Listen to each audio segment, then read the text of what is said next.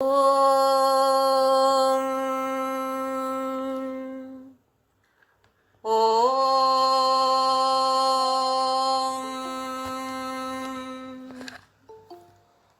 ಓಂ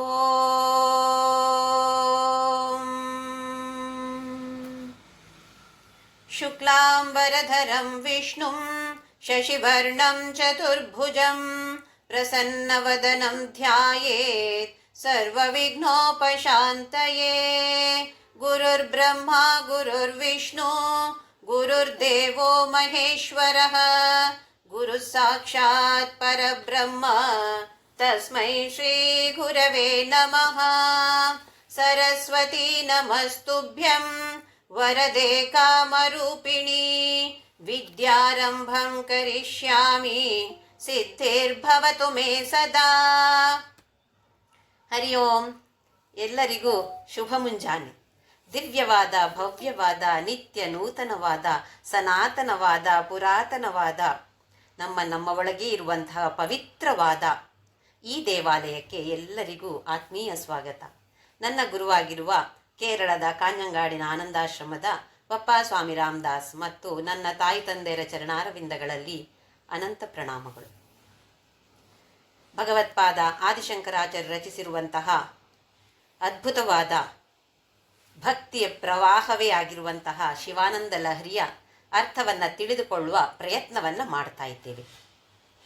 ಭಗವತ್ಪಾದರು ಅದ್ವೈತ ಮತದ ಸಿದ್ಧಾಂತವನ್ನು ಪ್ರತಿಪಾದಿಸಿದ್ರೂ ಕೂಡ ದ್ವೈತ ಸಿದ್ಧಾಂತವನ್ನು ಅಲಕ್ಷ್ಯ ಮಾಡಲಿಲ್ಲ, ನಿರ್ಲಕ್ಷ್ಯ ಮಾಡಲಿಲ್ಲ, ಅಥವಾ ಅದನ್ನು ಯಾರೂ ಮಾಡಬೇಡಿ ಅಂತ ಕೂಡ ಹೇಳಿಲ್ಲ. ಖಂಡಿತವಾಗಿಯೂ ಅದು ಬೇಕೇ ಬೇಕಾದಂಥದ್ದು, ಅವಶ್ಯ ನಮಗೆಲ್ಲರಿಗೂ ಕೂಡ. ಎಲ್ಲಿಯವರೆಗೆ ನಮಗೆ ಈ ದೇಹ ಭಾವ, ಈ ಜೀವಭಾವ ಇರುತ್ತದೆಯೋ ಅಲ್ಲಿಯವರೆಗೂ ಈ ಸಗುಣ ಉಪಾಸನೆ ಅತೀ ಅಗತ್ಯ. ಸಗುಣ ಉಪಾಸನೆಯಿಂದ ಆಮೇಲೆ ತಾನೇ ನಿರ್ಗುಣ ಸಿಗುವಂಥದ್ದು. ನಿರ್ಗುಣಕ್ಕೆ ಒಂದೇ ಸಲ ಹೋಗೋದಕ್ಕೆ ಆಗೋದಿಲ್ಲ. ಭಗವದ್ಗೀತೆಯಲ್ಲಿ 12ನೇ ಅಧ್ಯಾಯದಲ್ಲಿ ಭಗವಂತ ಹೇಳ್ತಾನೆ, ಕ್ಲೇಶೋಧಿಕತರಸ್ತೇಷಾಂ ಅವ್ಯಕ್ತಾಸಕ್ತಚೇತಸಾಂ ಅವ್ಯಕ್ತಾ ಹಿ ಗತಿರ್ ದುಃಖಂ ದೇಹವದ್ಭಿರವಾಪ್ಯತೆ ಅಂತ ಹೇಳಿ. ಕ್ಲೇಶ ತುಂಬ ಅಧಿಕ. ನಿರ್ಗುಣ ಉಪಾಸನೆ ಅಂತ ಹೇಳಿದರೆ ಅಷ್ಟು ಸುಲಭ ಅಲ್ಲ. ಸಗುಣ ಅಂತೇಳಿದರೆ ನಮಗೆ ಸುಲಭ ಇರುತ್ತೆ. ಒಂದು ಮೂರ್ತಿಯೋ ಒಂದು ಇಷ್ಟ ದೈವವನ್ನು ಇಟ್ಟುಕೊಂಡು ಆ ದೇವತೆಯನ್ನು ಪ್ರೀತಿಸ್ತಾ ಹೋಗುವಂಥದ್ದು ಭಕ್ತಿ. ಏನು ಭಕ್ತಿ ಅಂತ ಹೇಳಿದರೆ ಪ್ರೀತಿ ಅಥವಾ ಪ್ರೇಮ, ಉದಾತ್ತವಾದ ವಿಚಾರದ ಮೇಲೆ ಇರುವಂತಹ ಪ್ರೇಮಕ್ಕೆ ಹೆಸರು ಭಕ್ತಿ. ದೈವಭಕ್ತಿ, ಗುರುಭಕ್ತಿ, ಪಿತೃಭಕ್ತಿ, ರಾಷ್ಟ್ರಭಕ್ತಿ, ದೇಶಭಕ್ತಿ, ಹೀಗೆ ಹಲವಾರು ಭಕ್ತಿಗಳು ನೋಡಿ. ಉದಾತ್ತವಾದ ವಿಚಾರದಲ್ಲಿ ಇರುವಂತಹ ಪ್ರೇಮಕ್ಕೆ ಹೆಸರು ಭಕ್ತಿ. ಅದೇ ಮಕ್ಕಳ ಮೇಲೆ ಇರುವಂತಹ ಪ್ರೇಮ ವಾತ್ಸಲ್ಯ. ಅದು ಮಕ್ಕಳ ಭಕ್ತಿ ಅಂತ ಹೇಳೋದಿಲ್ಲ, ಒಂದು ವಾತ್ಸಲ್ಯ ಅಂತ ಅದಕ್ಕೆ ಹೆಸರು ಕೊಟ್ಟಿದ್ದಾರೆ. ಹೀಗೆ ಭಕ್ತಿಯನ್ನೇ ಪ್ರಧಾನವಾಗಿ ಇಟ್ಟುಕೊಂಡು ಆದಿಶಂಕರಾಚಾರ್ಯರು ಶಿವನ ಮೇಲೆ, ಆ ಪರಮಶಿವನ ಮೇಲೆ ರಚಿಸಿರುವಂತಹ 100 ಶ್ಲೋಕಗಳು. ಇದಕ್ಕೆ ಶಿವಾನಂದ ಲಹರಿ ಅಂತ ಹೆಸರನ್ನು ಕೊಟ್ಟಿದ್ದಾರೆ. ಆನಂದವಾದ ಲಹರಿ. ಶಿವ ಅಂತ ಹೇಳಿದ್ರೆ ಇಲ್ಲಿ ಮಂಗಲಮಯವಾದ ಆನಂದದ ಲಹರಿಯನ್ನು ಹರಿಸುವಂಥದ್ದು ಈ ಶಿವಾನಂದ ಲಹರಿ. 3 ಶ್ಲೋಕದವರೆಗೆ ನೋಡಿದ್ದೇವೆ. 4ನೇ ಶ್ಲೋಕ. ಸಹಸ್ರಂ ವರ್ತಂತೆ ಜಗತಿ ವಿಬುಧ ಕ್ಷುದ್ರ ಫಲದ ನ ಮನ್ಯೇ ಸ್ವಪ್ನೇವ ತದನುಸರಣಂ ತತ್ಕೃತ ಫಲಂ ಹರಿಬ್ರಹ್ಮಾದೀನಾಮಪಿ ನಿಕಟಭಾಜಾಮ ಸುಲಭಂ ಚಿರಂ ಯಾಚೆ ಶಂಭೋ ಶಿವ ತವ ಪದಾಂಭೋಜ ಭಜನಂ. ಸಹಸ್ರಂ ವರ್ತಂತೆ ಜಗತಿ ವಿಬುಧ ಕ್ಷುದ್ರಫಲದ ನ ಮನ್ಯೇ ಸ್ವಪ್ನೇವ ತದನುಸರಣಂ ತತ್ಕೃತ ಫಲಂ ಹರಿಬ್ರಹ್ಮಾದೀನಾಮಪಿ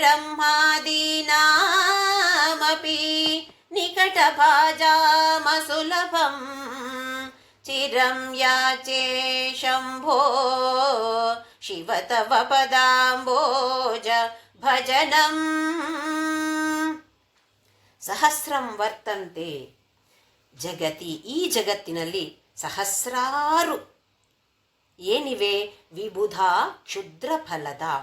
ವಿಬುಧ ಅಂತೇಳಿದರೆ ಇಲ್ಲಿ ದೇವತೆಗಳು, ಹಲವಾರು ದೇವತೆಗಳು, ಸಾವಿರಾರು ದೇವತೆಗಳು. ನಮ್ಮ ಸನಾತನ ಧರ್ಮದಲ್ಲಿ 33 ಕೋಟಿ ದೇವತೆಗಳು. ಒಂದ ಎರಡ 33 ಕೋಟಿ ದೇವತೆಗಳು. ಅದಕ್ಕೆ ಇಲ್ಲಿ ಶಂಕರಾಚಾರ್ಯರು ಹೇಳ್ತಿದ್ದಾರೆ, ಹಲವಾರು, ಸಾವಿರಾರು ಅಂತ ಹೇಳಿದ್ರೆ ಲೆಕ್ಕ ಇಲ್ಲದಷ್ಟು ಅಂತ ಕೂಡ ಹೇಳ್ಬೋದು. ಅಷ್ಟು ಈ ಜಗತ್ತಿನಲ್ಲಿ ವಿಬುಧರು, ದೇವತೆಗಳು. ಯಾವ ಥರದ ದೇವತೆಗಳು? ಕ್ಷುದ್ರ ಫಲದ. ಯಾವುದು ನಾವು ಸಣ್ಣ ಸಣ್ಣ ಕೋರಿಕೆಯನ್ನು ಕೇಳಿದ್ದನ್ನು ಕೊಡ್ತಾರೆ, ಆದರೆ ಅದು ಕ್ಷುದ್ರವಾದ ಫಲ. ನಮನ್ಯೇ ಸ್ವಪ್ನೇವಾ ತದನುಸರಣಂ ತತ್ಕೃತ ಫಲಂ. ನಾನು ನನ್ನ ಮನಸ್ಸಿನಲ್ಲಿ ಕೂಡ ಅಂತಹ ದೇವತೆಗಳನ್ನು ಪ್ರಾರ್ಥಿಸೋದಿಲ್ಲ. ಹಾಗೆಯೇ ಅವರು ಕೊಡುವಂತಹ ಆ ಕ್ಷುದ್ರ ಫಲದ ಬಗ್ಗೆ ನಾನು ಯೋಚನೆ ಮಾಡೋದಿಲ್ಲ. ಹಾಗಾದರೆ ನಮ್ಗೆ ಅನ್ಸತ್ತೆ ಇಲ್ಲಿ ಏನು ಶಿವನನ್ನು ಮಾತ್ರ ಪ್ರಾರ್ಥನೆ ಮಾಡಬೇಕಾ? ಶಿವನ ಪೂಜೆ ಮಾತ್ರ ಮಾಡಬೇಕು ಅಂತ ಹೇಳ್ತಿದ್ದಾರೆ ಆದಿಶಂಕರಾಚಾರ್ಯರು. ಬೇರೆ ದೇವತೆಗಳನ್ನು ಪ್ರಾರ್ಥನೆ ಮಾಡಬೇಡಿ, ಶಿವನನ್ನು ಮಾತ್ರ ಮಾಡಿ ಅಂತ ಹೇಳ್ತಿದ್ದಾರಾ? ಹಾಗಲ್ಲ. ಇಲ್ಲಿ ಏನನ್ನು ಹೇಳ್ತಿದ್ದಾರೆ ಅಂದರೆ, ಯಾವುದೋ ಲೌಕಿಕ ಕೋರಿಕೆಗಳನ್ನು ತೀರಿಸೋದಕ್ಕೋಸ್ಕರ ನಾವು ಮಾಡುವಂತಹ ಪ್ರಾರ್ಥನೆ, ಅದರಿಂದ ಬರುವಂತಹ ಫಲಕ್ಕೆ ಕ್ಷುದ್ರ ಫಲ ಅಂತ ಹೇಳಿದ್ದಾರೆ. ಯಾಕೆಂತ ಹೇಳಿದ್ರೆ ನಮ್ಮ ಜೀವನದ ಗುರಿ ಏನು? ಸಾಧಕರ ಗುರಿ ಏನು? ಮೋಕ್ಷ. ಅದು ಅತ್ಯುನ್ನತವಾದ ಗುರಿ, ಉತ್ತಮವಾದ ಶ್ರೇಷ್ಠವಾದ ಗುರಿ. ಹಾಗೆ ಆ ಗುರಿ ತಲುಪುವುದಕ್ಕೆ ಮೊದಲು ಹಲವಾರು ಚಿಕ್ಕ ಪುಟ್ಟ ಗುರಿಗಳು ಇರ್ಬೋದು, ಲೌಕಿಕ ಗುರಿಗಳು ಇರ್ಬೋದು. ಲೌಕಿಕ ಲಕ್ಷ್ಯಗಳು ನಮಗಿರುತ್ತೆ. ನನಗೆ ಶಾಲೆಗೆ ಹೋಗಬೇಕು, ಕಾಲೇಜಿಗೆ ಓದಬೇಕು, ಈ ಕೋರ್ಸ್ ಮಾಡಬೇಕು, ಮದುವೆ ಆಗಬೇಕು, ಮಕ್ಕಳಾಗಬೇಕು, ಮೊಮ್ಮಕ್ಕಳಾಗಬೇಕು, ಯಶಸ್ಸು ಸಿಗಬೇಕು, ಹೆಸರು ಸಿಗಬೇಕು, ಬ್ಯಾಂಕಿನಲ್ಲಿ ಇಷ್ಟು ಬ್ಯಾಲೆನ್ಸ್ ಇರಬೇಕು, ಇಷ್ಟು ಪ್ರಾಪರ್ಟಿ ಬೇಕು. ಈ ಥರದ ಕೋರಿಕೆಗಳು ಇರೋದಿಲ್ಲ ಅಂತಲ್ಲ. ಇದು ಎಲ್ಲವೂ ಕೂಡ ಕ್ಷುದ್ರ ಕೋರಿಕೆಗಳು. ಇದನ್ನು ತೀರಿಸ್ತಾರೆ ಹಲವಾರು ದೇವತೆಗಳು, ಖಂಡಿತವಾಗಿ ಇದನ್ನು ತೀರಿಸ್ತಾರೆ. ಈಗ ನಮಗೆ ಆರೋಗ್ಯ ಸರಿ ಇಲ್ಲ ಅಂತ ಅಂದ್ಕೊಳ್ಳೋಣ. ಯಾವುದೋ ಕಣ್ಣಿನ ತೊಂದರೆ ಆಗಿದೆ. ನಾವೇನು ಮಾಡ್ತೇವೆ? ನಮಗೆ ಗೊತ್ತಿದೆ ಕಣ್ಣಿನ ದೇವತೆ ಯಾರು. ನಾವು ತತ್ವಬೋಧದಲ್ಲಿ ಎಲ್ಲ ಅಂಗಗಳ ದೇವತೆಗಳು ಯಾರು ಅಂತ ತಿಳಿದುಕೊಂಡಿದ್ದೇವೆ. ಆ ದೇವತೆಯ ಪೂಜೆ ಮಾಡಿದರೆ ನನ್ನ ಕಣ್ಣು ಸರಿ ಹೋಗತ್ತೆ ಅಂತ ಹೇಳಿ ನಾವು ಜ್ಯೋತಿಷ್ಯ ತೋರಿಸ್ಬೋದು. ಇಲ್ಲ ನಮ್ಮಷ್ಟಕ್ಕೆ ನಾವು ಈ ದೇವತೆಯನ್ನು ಪ್ರಾರ್ಥಿಸಿದರೆ ನನ್ನ ಈ ಅಂಗ ಸರಿ ಹೋಗತ್ತೆ ಅಂತ ಹೇಳುವ ಆಸೆಯಿಂದ ಆ ದೇವತೆಯ ಪೂಜೆಯನ್ನು ಮಾಡ್ತೇವೆ. ಸರಿ ಹೋದರೂ ಹೋಗ್ಬೋದು. ಆ ಅಂಗ ಆ ದೇವತೆಯನ್ನು ಪೂಜೆ ಮಾಡಿದರ ಫಲವಾಗಿ ಸರಿ ಹೋದರೂ ಹೋಗ್ಬೋದು, ಇಲ್ಲ ಅಂತಲ್ಲ.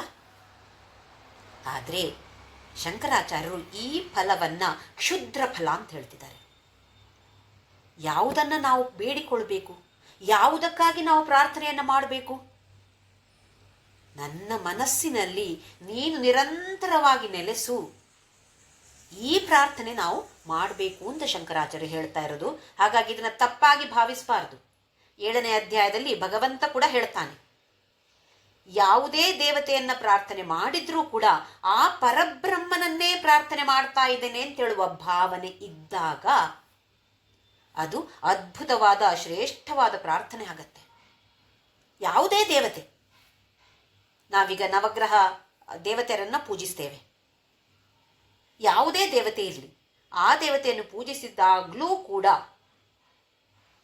ಮನಸ್ಸಿನಲ್ಲಿ ಪರಬ್ರಹ್ಮನೇ ಈ ದೇವತೆಯ ರೂಪದಲ್ಲಿದ್ದಾನೆ, ಹಾಗಾಗಿ ಈ ದೇವತೆಯನ್ನು ನಾನು ಪ್ರಾರ್ಥನೆ ಮಾಡ್ತೇನೆ ಅಂತ ಹೇಳುವ ಒಂದು ಭಾವನೆಯನ್ನು ನಾವು ಬೆಳೆಸಿಕೊಳ್ಳಬೇಕು ಅಂತೇಳಿ ನಮಗೆ ಇಲ್ಲಿ ಆದಿಶಂಕರಾಚಾರ್ಯರು ತಿಳಿಸಿಕೊಡ್ತಿದ್ದಾರೆ. ಹಾಗಾಗಿ ಬೇರೆ ಯಾವ ದೇವತೆಯನ್ನು ಪ್ರಾರ್ಥನೆ ಮಾಡಬೇಡಿ, ಶಿವನನ್ನು ಮಾತ್ರ ಪ್ರಾರ್ಥನೆ ಮಾಡಿ ಅಂತ ಖಂಡಿತವಾಗಿಯೂ ಹೇಳೋದಲ್ಲ. ಯಾವ ದೇವತೆಯನ್ನು ಪ್ರಾರ್ಥನೆ ಮಾಡಿದ್ರೂ ಕೂಡ ಅಲ್ಲಿರೋದು ಪರಮಶಿವನೇ ಅಥವಾ ಆ ಪರಬ್ರಹ್ಮನೇ ಇರುವಂಥದ್ದು ಹೇಳುವ ಭಾವನೆ ನಮಗೆಲ್ಲರಿಗೂ ಬರಬೇಕು ಅಂತ ಹೇಳುವ ಅರ್ಥದಿಂದ ಈ ಶ್ಲೋಕವನ್ನು ರಚನೆ ಮಾಡಿದ್ದಾರೆ. ಹಾಗಾಗಿ ಇಂತಹ ಕ್ಷುದ್ರ ಫಲವನ್ನು ಕೊಡುವ ದೇವತೆಯನ್ನು ನಾನು ಮನಸ್ಸಿನಲ್ಲಿಯೂ ಕೂಡ ಅನುಸರಿಸೋದಿಲ್ಲ, ಕನಸಿನಲ್ಲಿಯೂ ಅನುಸರಿಸೋದಿಲ್ಲ. ನಮನ್ನೇ ಸ್ವಪ್ನೇವಾ ತತ್ ಅನುಸರಣ ತತ್ಕೃತ ಫಲಂ. ಆ ದೇವತೆಯನ್ನ ನಾನು ಅನುಸರಣೆ ಮಾಡೋದಿಲ್ಲ. ಹಾಗೆಯೇ ಆ ದೇವತೆ ಕೊಡುವಂತಹ ಫಲಕ್ಕೆ ನಾನು ಗಮನ ಕೊಡೋದೇ ಇಲ್ಲ, ಕನಸಿನಲ್ಲಿಯೂ ಕೊಡೋದಿಲ್ಲ, ಮನಸ್ಸಿನಲ್ಲಿಯೂ ಕೊಡೋದಿಲ್ಲ. ಹರಿಬ್ರಹ್ಮಾದೀನಾಮಪಿ ನಿಕಟ ಭಾಜಾಂ ಅಸುಲಭಂ. ಹಾಗಾದರೆ ನಾನು ಯಾವುದಕ್ಕೆ ಪ್ರಾರ್ಥನೆಯನ್ನು ಮಾಡ್ತೇನೆ? ನಾವೆಲ್ಲರೂ ಪ್ರಾರ್ಥನೆ ಮಾಡ್ತೇವೆ. ಯಾವುದಕ್ಕಾಗಿ ಪ್ರಾರ್ಥನೆ ಮಾಡ್ತೇವೆ? ಒಬ್ಳು ಚಿಕ್ಕ ಹುಡುಗಿ ದಿನ ಒಂದು ದೇವಸ್ಥಾನಕ್ಕೆ ಹೋಗ್ತಾ ಇದ್ಲಂತೆ. ಪುಟ್ಟ ಹುಡುಗಿ, 4 ವರ್ಷ 5 ವರ್ಷದ ಒಂದು ಮಗು. ಅಲ್ಲಿ ದೇವರ ಮುಂದೆ ನಿಂತುಕೊಂಡು ಏನೋ ಮಣ ಮಣ ಮಣ ಮಣ ಏನೋ ಹೇಳ್ತಾ ಇದ್ಲು. ಬಾಯಿ ಅಲ್ಲಾಡೋದು ಕಾಣ್ತಾ ಇದೆ ಪೂಜಾರಿಗೆ. ಏನು ಅಂತ ಗೊತ್ತಿಲ್ಲ, ಏನೋ ಹೇಳ್ತಿದ್ದಾಳೆ. ಒಂದು 2 ನಿಮಿಷ ನಿಂತು ಮತ್ತೆ ಓಡೋಗ್ತಿದ್ಲಂತೆ. ಹೀಗೆ ದಿನ ಮಾಡಿಕೊಂಡಿದ್ದಾಗ ಒಂದು ದಿನ ಆ ಪೂಜಾರಿ ಕರೆದು ಕೇಳಿದ್ರಂತೆ, ನೀನು ಯಾವ ಪ್ರಾರ್ಥನೆಯನ್ನು ಹೇಳ್ತಾ ಇದ್ದಿ ಕಂದ ಅಂತ ಕೇಳಿದ್ರಂತೆ. ನನಗೆ ಯಾವುದು ಹಾಗೆ ಬರೋದಿಲ್ಲ ಹೇಳಿ. ಮತ್ತೆ ನೀನೇನೋ ಹೇಳ್ತೀಯಲ್ಲ, ಮಣ ಮಣ ಮಣ ಮಣ ಅಂತ ಹೇಳ್ತೀಯಲ್ಲ, ಏನು ಹೇಳ್ತೀಯ ನೀನು? ಓ ಅದಾ, ನನಗೆ ಬರೋದು ಬರೀ ABCD Z ವರೆಗೆ ಬರುತ್ತೆ, ಅದನ್ನು ಹೇಳ್ತೀಯಾ? ಹಾಂ, 5 ಸಲ ಅದನ್ನು ಹೇಳ್ತೇನೆ. ABCDEFG ವರೆಗೆ 5 ಸಲ ಹೇಳ್ತೇನೆ. ಆಮೇಲೆ ಪರಮಾತ್ಮನಲ್ಲಿ ಹೇಳ್ತೇನೆ. ನನಗೆ ಯಾವ ಪ್ರಾರ್ಥನೆಯೂ ಬರೋದಿಲ್ಲ. ಬಟ್ ಎಲ್ಲ ಪ್ರಾರ್ಥನೆಯೂ ಬರೋವಂಥದ್ದು ಈ ಅಕ್ಷರಗಳಿಂದ ತಾನೇ. ಹಾಗಾಗಿ ನಿನಗೆ ಬೇಕಾದಾಗ ನೀನು ಜೋಡಿಸ್ಕೋ ಭಗವಂತ. ಏನು ಪ್ರಾರ್ಥನೆ ಮಾಡಬೇಕು ನನಗೆ ಗೊತ್ತಿಲ್ಲ, ನನಗೆ ಯಾವ ಸ್ತೋತ್ರವೂ ಬರೋದಿಲ್ಲ. ಹಾಗಾಗಿ ನನಗೆ ಏನು ಬೇಕೋ ನನಗೆ ಗೊತ್ತಿಲ್ಲ, ನೀನೇ ಅದನ್ನು ಸೆಟ್ ಮಾಡಿಕೊ ಅಂತೇಳಿ. ನೋಡಿ ಎಷ್ಟೊಂದು ನಂಬಿಕೆ, ಎಷ್ಟು ವಿಶ್ವಾಸ, ಶ್ರದ್ಧೆ ಇದೆ ಆ ಭಗವಂತನ ಮೇಲೆ. ಅಂದರೆ ಮನಸ್ಸಿನಲ್ಲಿ ಆ ಭಾವನೆ ಬೇಕು. ನಾವೇನು ಮಾಡ್ತೇವೆ, ಯಾಂತ್ರಿಕವಾಗಿ ಎಲ್ಲ ಶ್ಲೋಕ ಬರುತ್ತೆ ನಮಗೆ ಬೈ ಹಾರ್ಟ್. ವಿಷ್ಣು ಸಹಸ್ರನಾಮ, ಲಲಿತಾ ಸಹಸ್ರನಾಮ ಎಲ್ಲ ಕೂತ್ಕೊಂಡು ಮಾಡ್ತೇನೆ, ನಾನು ಹೇಳ್ತೇನೆ, ಎಲ್ಲ ಅರ್ಚನೆಯೂ ಮಾಡ್ತೇನೆ ಅಂತ ಹೇಳೋ ಭಾವನೆ ಇರುತ್ತೆ ನಮಗೆ. ಆದರೆ ಮಾಡ್ತಾ ಮಾಡ್ತಾ ಮನಸ್ಸು ಎಲ್ಲೆಲ್ಲೆಲ್ಲೆಲ್ಲೋ ತಿರುಗಾಡ್ತಾ ಇರುತ್ತೆ. ಹಾಗಾಗದೆ ಹರಿ ಮತ್ತು ಬ್ರಹ್ಮ ಇಂಥವರಿಗೂ ಕೂಡ ನಿಕಟ ಭಾಜಾಂ ಅಸುಲಭಂ, ನಿನ್ನ ಹತ್ತಿರವೇ ಇರುವಂಥದ್ದು. ಆ ವಾಸ ಎಲ್ಲಿ ಬೇಕು? ನಿನ್ನ ಹತ್ತಿರೇ ವಾಸ, ನಿನ್ನ ಸಮೀಪದಲ್ಲೇ ನಾನಿರುವಂಥ ಆಗಬೇಕು. ಅಂತಹ ಹರಿ ಮತ್ತು ಬ್ರಹ್ಮರಿಗೂ ಕೂಡ ಕಷ್ಟವಾಗಿರುವಂಥದ್ದು ಚಿರಂ ಯಾಚೆ ಶಂಭೋ, ಯಾವತ್ತೂ ಕೂಡ ನಿನ್ನ ತವ ಪಾದಾಂಬೋಜ ಭಜನಂ, ನಿನ್ನ ಪಾದ ಕಮಲದ ಸೇವೆಯನ್ನು ನಾನು ಮಾಡುವಂತೆ, ನಿರಂತರವಾಗಿ ಮಾಡುವಂತೆ ಆ ಅನುಗ್ರಹವನ್ನು ನನಗೆ ಕೊಡು. ಹೀಗೆ ಅನುಗ್ರಹಿಸಿದಾಗ ನಾನು ನಿರಂತರವಾಗಿ ನಿನ್ನ ಪಾದ ಕಮಲದಲ್ಲಿಯೇ ಬಿದ್ದು ಬಿಡ್ತೇನೆ. ಲೋಕದಲ್ಲಿ ವ್ಯವಹಾರ ಮಾಡ್ತಾ ಇದ್ದರೂ ಕೂಡ ನಾಮಸ್ಮರಣೆಯನ್ನು ನಾವು ಮಾಡ್ತಾ ಇದ್ದಾಗ ಆ ಪರಮಶಿವನ ಪಾದ ಕಮಲದ ಸೇವೆಯನ್ನು ಮಾಡಿದಂತೆ ಆಗತ್ತೆ ಅಂಥೇಳಿ ನಮಗೆ ಆದಿಶಂಕರಾಚಾರ್ಯರು ಈ ಶ್ಲೋಕದ ಮೂಲಕ ನಮಗೆ ತಿಳಿಸಿಕೊಡ್ತಿದ್ದಾರೆ.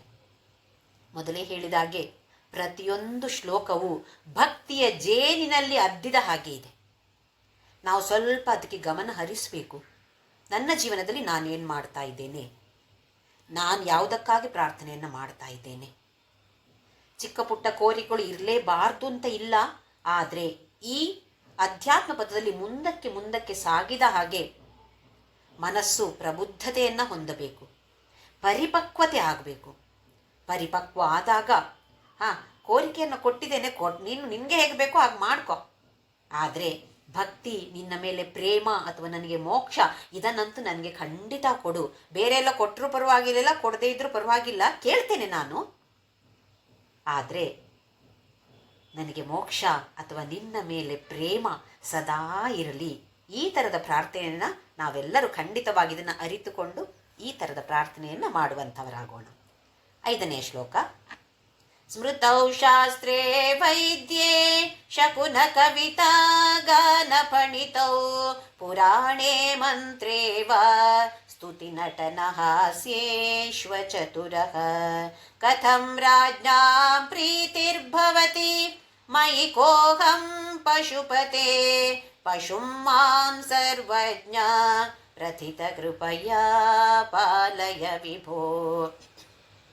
ಸ್ಮೃತೌ ಶಾಸ್ತ್ರೇ ವೈದ್ಯೇ ಶಕುನ ಕವಿತಾ ಗಾನ ಪಣಿತೌ ಪುರಾಣೇ ಮಂತ್ರೇ ವಾ ಸ್ತುತಿ ನಟನ ಹಾಸ್ಯೇಶ್ವ ಚತುರಃ ಕಥಂ ರಾಜ್ಞಾಂ ಪ್ರೀತಿರ್ಭವತಿ ಮಯಿ ಕೋಹಂ ಪಶುಪತೆ ಪಶುಂ ಮಾಂ ಸರ್ವಜ್ಞ ಪ್ರಥಿತ ಕೃಪಯಾ ಪಾಲಯ ವಿಭೋ.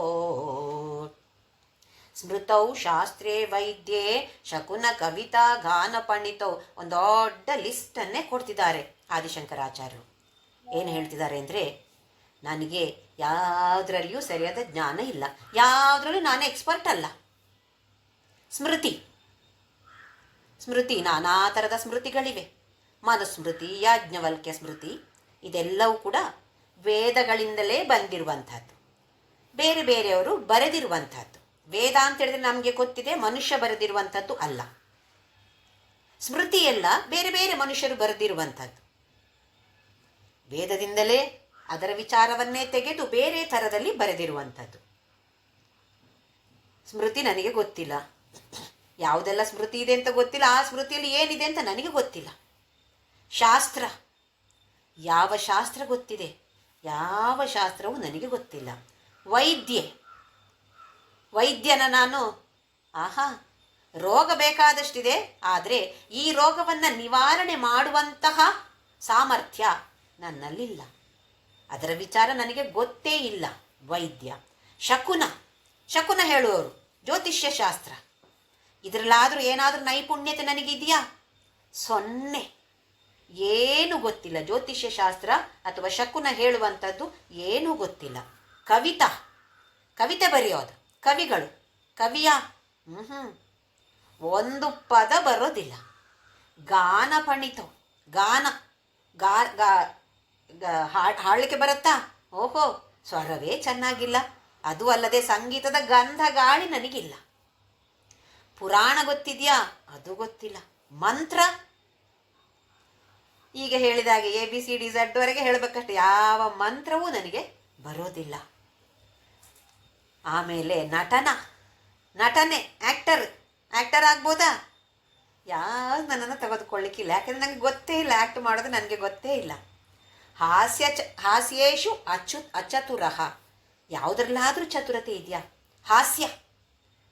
ಹಾಸ್ಯ ನೋಡಿ, ಈಗ ಇಷ್ಟೊಂದು ಸ್ಟ್ಯಾಂಡಪ್ ಕಾಮಿಡಿ ಅಂತೆಲ್ಲ ಇರುತ್ತೆ ನೋಡಿ, ಯಾವುದಾದ್ರೂ ಒಂದು ಕಾಮಿಡಿ ಹೇಳಕ್ಕೆ ಬರುತ್ತಾ? ನಾನು ಏನಾದರೂ ಒಂದು ಜೋಕ್ ಹೇಳಿದರೆ ಯಾರು ನಗೋದು ಇಲ್ಲ. ಯಾಕೆ? ಆ ಥರ ಇದೆ ನಾನು ಹೇಳುವಂತಹ ಜೋಕ್. ಯಾವುದರಲ್ಲಿಯೂ ನನಗೆ ನೈಪುಣ್ಯತೆ ಇಲ್ಲ, ನಾನು ಚತುರನಲ್ಲ, ಪ್ರವೀಣನಲ್ಲ. ಕಥಂ ರಾಜ್ಞಾಂ ಪ್ರೀತಿರ್ಭವತಿ, ಯಾವುದರಲ್ಲಿಯೂ ಸಾಮರ್ಥ್ಯ ಇಲ್ಲ, ಚತುರತೆ ಇಲ್ಲ ಅಂತಾದರೆ ನಾನು ಯಾವ ರಾಜನಿಗೆ ಪ್ರೀತಿಯಾಗ್ಬೋದು? ಮೊದಲಿನ ಕಾಲದಲ್ಲಿ ಹೇಗಿತ್ತು ಅಂದರೆ, ಯಾವುದೋ ಒಂದು ಕ್ಷೇತ್ರದಲ್ಲಿ ನೈಪುಣ್ಯತೆ ಇದ್ದರೆ ಅದನ್ನು ರಾಜನ ಮುಂದೆ ವ್ಯಕ್ತಪಡಿಸಿ ಆ ರಾಜನಿಂದ ಬಹುಮಾನವನ್ನು ಪಡೆದುಕೊಂಡು, ಅಥವಾ ರಾಜ ಒಂದು ಕೆಲಸ ಕೊಡ್ತಾನೆ, ಓಹೋ ನಿನಗೆ ಇದರಲ್ಲಿ ನೈಪುಣ್ಯತೆ ಇದೆಯಾ, ಸರಿ ನೀನು ಈ ಕೆಲಸ ಮಾಡು ಅಂಥೇಳಿ ಹಿಂದಿನ ಕಾಲದಲ್ಲಿ ಆ ಥರ ಕೆಲಸ ಸಿಗ್ತಾ ಇತ್ತು. ಯಾವುದರಲ್ಲಿಯೂ ನೈಪುಣ್ಯತೆ ಇಲ್ಲ ಅಂತಾದರೆ ನನಗೆ ಯಾವ ರಾಜನಿಗೆ ನನ್ನನ್ನು ಇಷ್ಟ ಆಗತ್ತೆ? ಕಥಂ ರಾಜ್ಞಾಂ ಪ್ರೀತಿರ್ಭವತಿ, ಹೇಗೆ ಇಷ್ಟ ಆಗತ್ತೆ ಹೇಳು? ಯಾವ ರಾಜನಿಗೂ ನನ್ನನ್ನು ಇಷ್ಟ ಆಗೋದಿಲ್ಲ. ಇದು ಅಲ್ಲದೆ ಮಹಿ ಕೋಹಂ ಪಶುಪತಿ, ನಾನು ಯಾರು? ಪಶುಪತಿ. ಇದರಲ್ಲಿ ಸಾಮರ್ಥ್ಯ ಇಲ್ಲ, ಪ್ರಾವೀಣ್ಯತೆ ಇಲ್ಲ, ಅಲ್ಲದೆ ಇದೆಲ್ಲ ಬಿಟ್ಟು ನಾನು ಯಾರು ಅಂತಲೇ ನನಗೆ ಗೊತ್ತಿಲ್ಲ.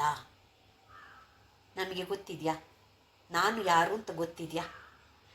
ನಾನು ಯಾರು, ಎಲ್ಲಿಂದ ಬಂದೆ, ಎಲ್ಲಿಗೆ ಹೋಗ್ತಾ ಇದ್ದೇನೆ, ಯಾತಕ್ಕಾಗಿ ಬಂದೆ, ಏನು ಮಾಡ್ತಾ ಇದ್ದೇನೆ, ಇದು 5 ಪ್ರಶ್ನೆ.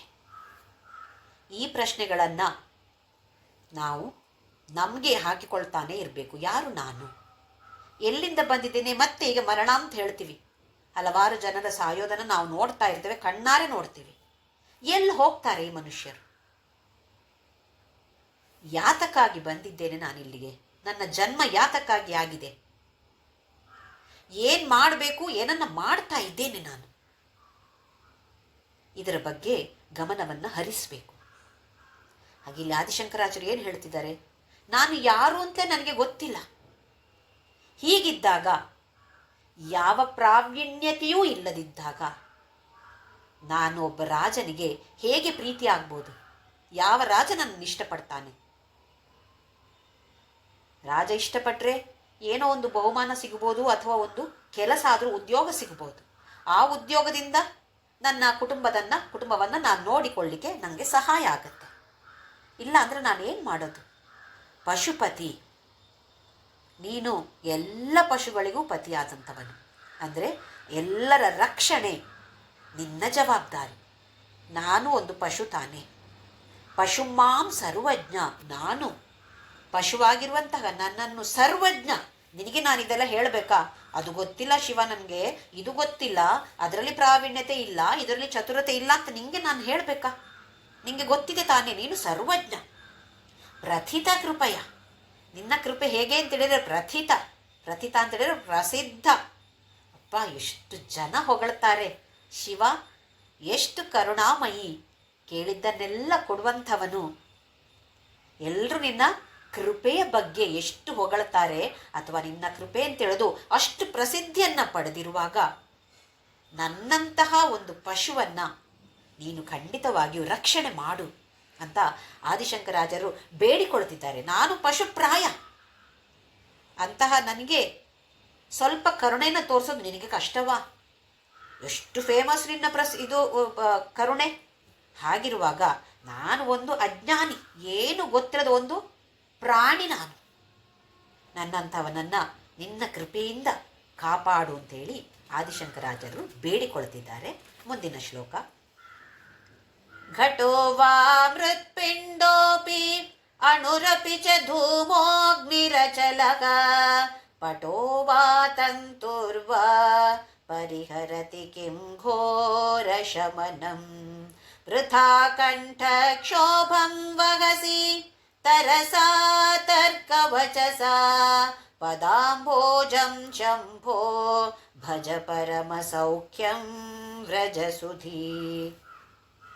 ಘಟೋ ವಾ ಮೃತ್ಪಿಂಡೋಪಿ ಅಣುರಪಿ ಚ ಧೂಮೋಗ್ನಿರಚಲಃ ಪಟೋ ವಾ ತಂತುರ್ವಾ ಪರಿಹರತಿ ಕಿಂ ಘೋರ ಶಮನಂ ವೃಥಾ ಕಂಠಕ್ಷೋಭಂ ವಹಸಿ ತರಸಾ ತರ್ಕವಚಸಾ ಪದಾಂಭೋಜಂ ಶಂಭೋರ್ ಭಜ ಪರಮ ಸೌಖ್ಯಂ ವ್ರಜಸುಧೀ.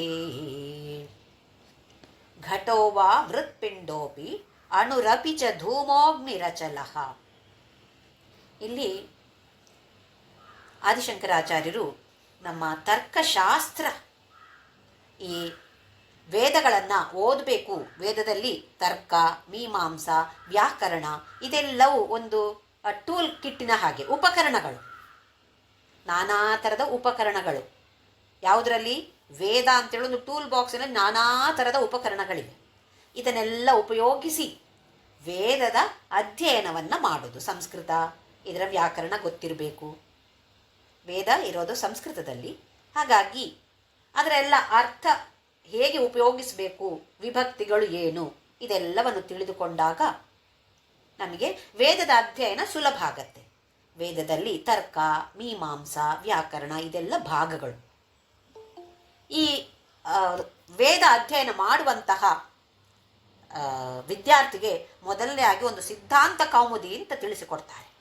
ಅದಾದಮೇಲೆ ಅರ್ಥ ಸಂಗ್ರಹ, ಆಮೇಲೆ ತರ್ಕ ಸಂಗ್ರಹ, ಹೀಗೆ ನಾನಾ ಥರದ ಬೇರೆ ಬೇರೆ ಸ್ಟೇಜ್, ಒಂದು ಅಧ್ಯಾಯದ ಮೇಲೆ ಇನ್ನೊಂದು ಅಧ್ಯಾಯ ಹೀಗೆಲ್ಲ ಇರುತ್ತೆ. ಈ ತರ್ಕಶಾಸ್ತ್ರದಲ್ಲಿ ಹೇಗೆ ಅಂತ ಹೇಳಿದರೆ ರೋಮಾಂಚನಗೊಳ್ಳುವಂತಹ ವಾದ ವಿವಾದಗಳು ನಡೆಯುತ್ತೆ. ಯಾವುದರ ಬಗ್ಗೆ? ಘಟೋ ವಾ ಮೃತ್ಪಿಂಡೋಪಿ. ಮಡಕೆ, ಘಟ ಅಂತ ಹೇಳಿದರೆ ಮಡಕೆ, ಮೃತ್ಪಿಂಡ ಮಣ್ಣಿನ ಮುದ್ದೆ. ಮಣ್ಣಿನ ಮುದ್ದೆಯಿಂದ ನಾವು ಮಡಕೆಯನ್ನು ತಯಾರಿಸ್ತೇವೆ. ಮಡಕೆ ಮತ್ತು ಮಣ್ಣಿನ ಮುದ್ದೆಯ ಬಗ್ಗೆ ವಾದ ವಿವಾದ. ಹಾಗೆಯೇ ಅಣುರಪಿಚ ಧೂಮೋಗ್ನಿ ರಚಲಃ. ಧೂಮ ಅಂತೇಳಿದರೆ ಹೊಗೆ, ಅಗ್ನಿ, ಅಗ್ನಿಯ ಬಗ್ಗೆ ಅಥವಾ ಹೊಗೆ. ನಾವು ಹೇಳ್ತೇವೆ ನೋಡಿ, ಅಗ್ನಿ ಇಲ್ಲದೆ ಹೊಗೆ ಕಾಣಿಸೋದಿಲ್ಲ ಅಂತೇಳಿ. ಹಾಗಾದರೆ ಹೊಗೆ ಜಾಸ್ತಿಯೋ ಅಗ್ನಿ ಜಾಸ್ತಿಯೋ? ಹಾಗೆಯೇ ಅಣು ಜಾಸ್ತಿಯ, ಪರಮಾಣು ಅಣು ಜಾಸ್ತಿಯ, ಹೊಗೆಯ, ಬೆಂಕಿಯ, ಆಮೇಲೆ ಅಚಲ ಬೆಟ್ಟ, ಪರ್ವತ, ಅಥವಾ ಪಟೋವಾ ತಂತುರುವ. ಪಟೋ ಅಂತ ಹೇಳಿದರೆ ಬಟ್ಟೆ. ಬಟ್ಟೆ ಯಾವುದರಿಂದ ಮಾಡಲ್ಪಡುತ್ತೆ? ತಂತು. ತಂತು ಅಂತ ಹೇಳಿದರೆ ನೂಲು. ನೂಲನ್ನು ನೇಯ್ದಾಗ ನಮಗೆ ಬಟ್ಟೆ ಆಗುವಂಥದ್ದು. ಅಂದರೆ ನಾವು ತತ್ವಬೋಧದಲ್ಲಿ ಕೂಡ ನೋಡಿದ್ದೇವೆ, ಮಡಕೆ ಅಂತ ಹೇಳಿದರೆ ಹಲವಾರು ಮಡಕೆಗಳನ್ನು ಬೇರೆ ಬೇರೆ ಬೇರೆ ಬೇರೆ ಆಕಾರದಲ್ಲಿ ಮಾಡ್ಬೋದು. ದೊಡ್ಡ ಮಡಕೆ, ಸಣ್ಣ ಮಡಕೆ, ಆಕಾರ ಬೇರೆ ಬೇರೆ ಆಕಾರವನ್ನು ಕೊಡೋದು. ಆದರೆ ನಿಜವಾಗಿ ಇರುವಂಥದ್ದು ಯಾವುದು? ಮಣ್ಣು, ಮಣ್ಣಿನ ಮುದ್ದೆಯೇ. ಹಾಗೆಯೇ ಬಂಗಾರವನ್ನು ಕೂಡ ನೋಡಿದ್ದೇವೆ ನಾವು. ಆಭರಣಗಳು, ಹಲವಾರು ಆಭರಣಗಳು, ಹಲವಾರು ಹೆಸರುಗಳು, ಹಲವಾರು ಆಕಾರಗಳು. ಚಿನ್ನ ಒಂದೇ ಅದರಲ್ಲಿ. ಇದರ ಬಗ್ಗೆ ವಾದ ವಿವಾದವನ್ನು ಎಷ್ಟು ಗಂಟೆ ಬೇಕಾದ್ರೂ ನಾವು ಮಾಡ್ಬೋದು. ತರ್ಕಶಾಸ್ತ್ರ ಅಂದರೆ ಅದೇ, ವಾದ ವಿವಾದವನ್ನು ಮಾಡೋದು. ನನ್ನ ವಾದ ಇದು, ಇದು ಹೇಗೆ ಸರಿ, ಅಥವಾ ಇನ್ನೊಬ್ಬರ ವಾದ ಹೇಗೆ ತಪ್ಪು ಅಂತ ಪ್ರತಿಪಾದಿಸುವಂಥದ್ದು. ಹಾಗೆಯೇ ಇನ್ನೊಬ್ಬರಿಗೆ ಇನ್ನೊಂದು ವಾದ ಇರುತ್ತೆ, ಅವರ ವಾದ ಹೇಗೆ ಸರಿ ಅಂತ ಅವರು ವಾದಿಸ್ತಾರೆ. ನಾವು ಹೇಳುವಂಥ ವಿಚಾರ ಹೇಗೆ ತಪ್ಪು ಅಂತ ಅವರು ಪ್ರತಿಪಾದಿಸ್ತಾರೆ ಅದನ್ನು. ಹಾಗಿದ್ದಾಗ ಇಲ್ಲಿ ಆದಿಶಂಕರಾಚಾರ್ಯ ಏನು ಹೇಳ್ತಾರೆ ನೋಡೋಣ. ಹೀಗೆಲ್ಲ ಎಷ್ಟು ಬೇಕಾದರೂ ಚರ್ಚೆ ಮಾಡಿ, ತರ್ಕಶಾಸ್ತ್ರದ ಬಗ್ಗೆ ಎಷ್ಟು ಬೇಕಾದ್ರೂ ಚರ್ಚೆ ಮಾಡಿದ್ರೂ ಕೂಡ ಅದು ವ್ಯರ್ಥ, ವೃಥಾ ಕಂಠಕ್ಷೋಭಂ ವಹಸಿ. ಸುಮ್ಮನೆ ಗಂಟ್ಲು ನೋವಿಸೋದಷ್ಟೇ. ಕಂಠಕ್ಕೆ ಕ್ಷೋಭೆ ಅಂಥೇಳಿ, ಶೋಭ ಅಲ್ಲ ಕ್ಷೋಭ. ಕ್ಷೋಭ ಅಂತೇಳಿದರೆ ಕಷ್ಟ, ಬರೇ ಗಂಟ್ಲಿಗೆ ಕೊಡುವಂತಹ ಒಂದು ಕಷ್ಟ. ಯಾಕೆ ಅಂತೇಳಿದರೆ ಪರಿಹರತಿ ಕಿಂ ಘೋರ ಶಮನಂ. ಹೀಗೆ ಇಷ್ಟು ವಾದ ವಿವಾದ ಮಾಡಿ ಸರಿ ನಾನೇ ಗೆದ್ದೆ ಇದ್ರೂ ಕೂಡ ಇದರಿಂದ ಏನಾಗತ್ತೆ? ಘೋರ ಶಮನ. ಇಲ್ಲಿ ಶಮನ ಅಂತೇಳಿದರೆ ಯಮ. ಯಮ ಘೋರನೇ ಯಾವತ್ತು ಕೂಡ. ಯಾರಿಗಾದ್ರೂ ಇರತ್ತಾ?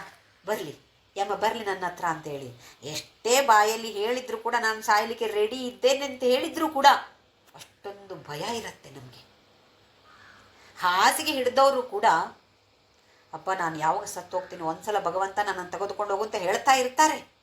ಆದರೆ ನಿಜವಾಗಿಯೂ ಮರಣ ಅಂತ ಹೇಳಿದರೆ ಪ್ರತಿಯೊಬ್ಬರಿಗೂ ಭಯ.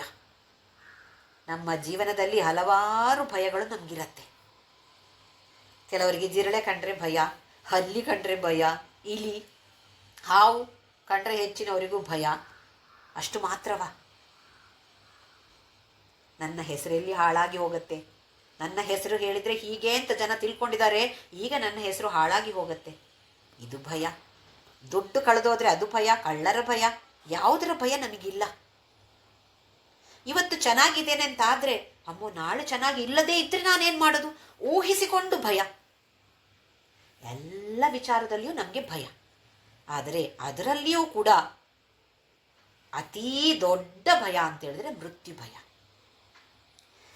ಹೀಗೆ ವೃಥಾ ಕಂಠಕ್ಷೋಭ, ಸುಮ್ಮನೆ ಕಂಠಕ್ಕೆ ಕಷ್ಟ ಕೊಟ್ಟು ವಾದ ವಿವಾದಗಳನ್ನು ಮಾಡಿ ಸಮಯವನ್ನು ವ್ಯರ್ಥ ಮಾಡಿ ಏನು ಲಾಭ ಆಯಿತು? ಇದರಿಂದಾಗಿ ಯಮನ ಕಾರ್ಯವನ್ನು ತಪ್ಪಿಸಕ್ಕಾಗತ್ತಾ? ಇದು ಸಾಧ್ಯನಾ?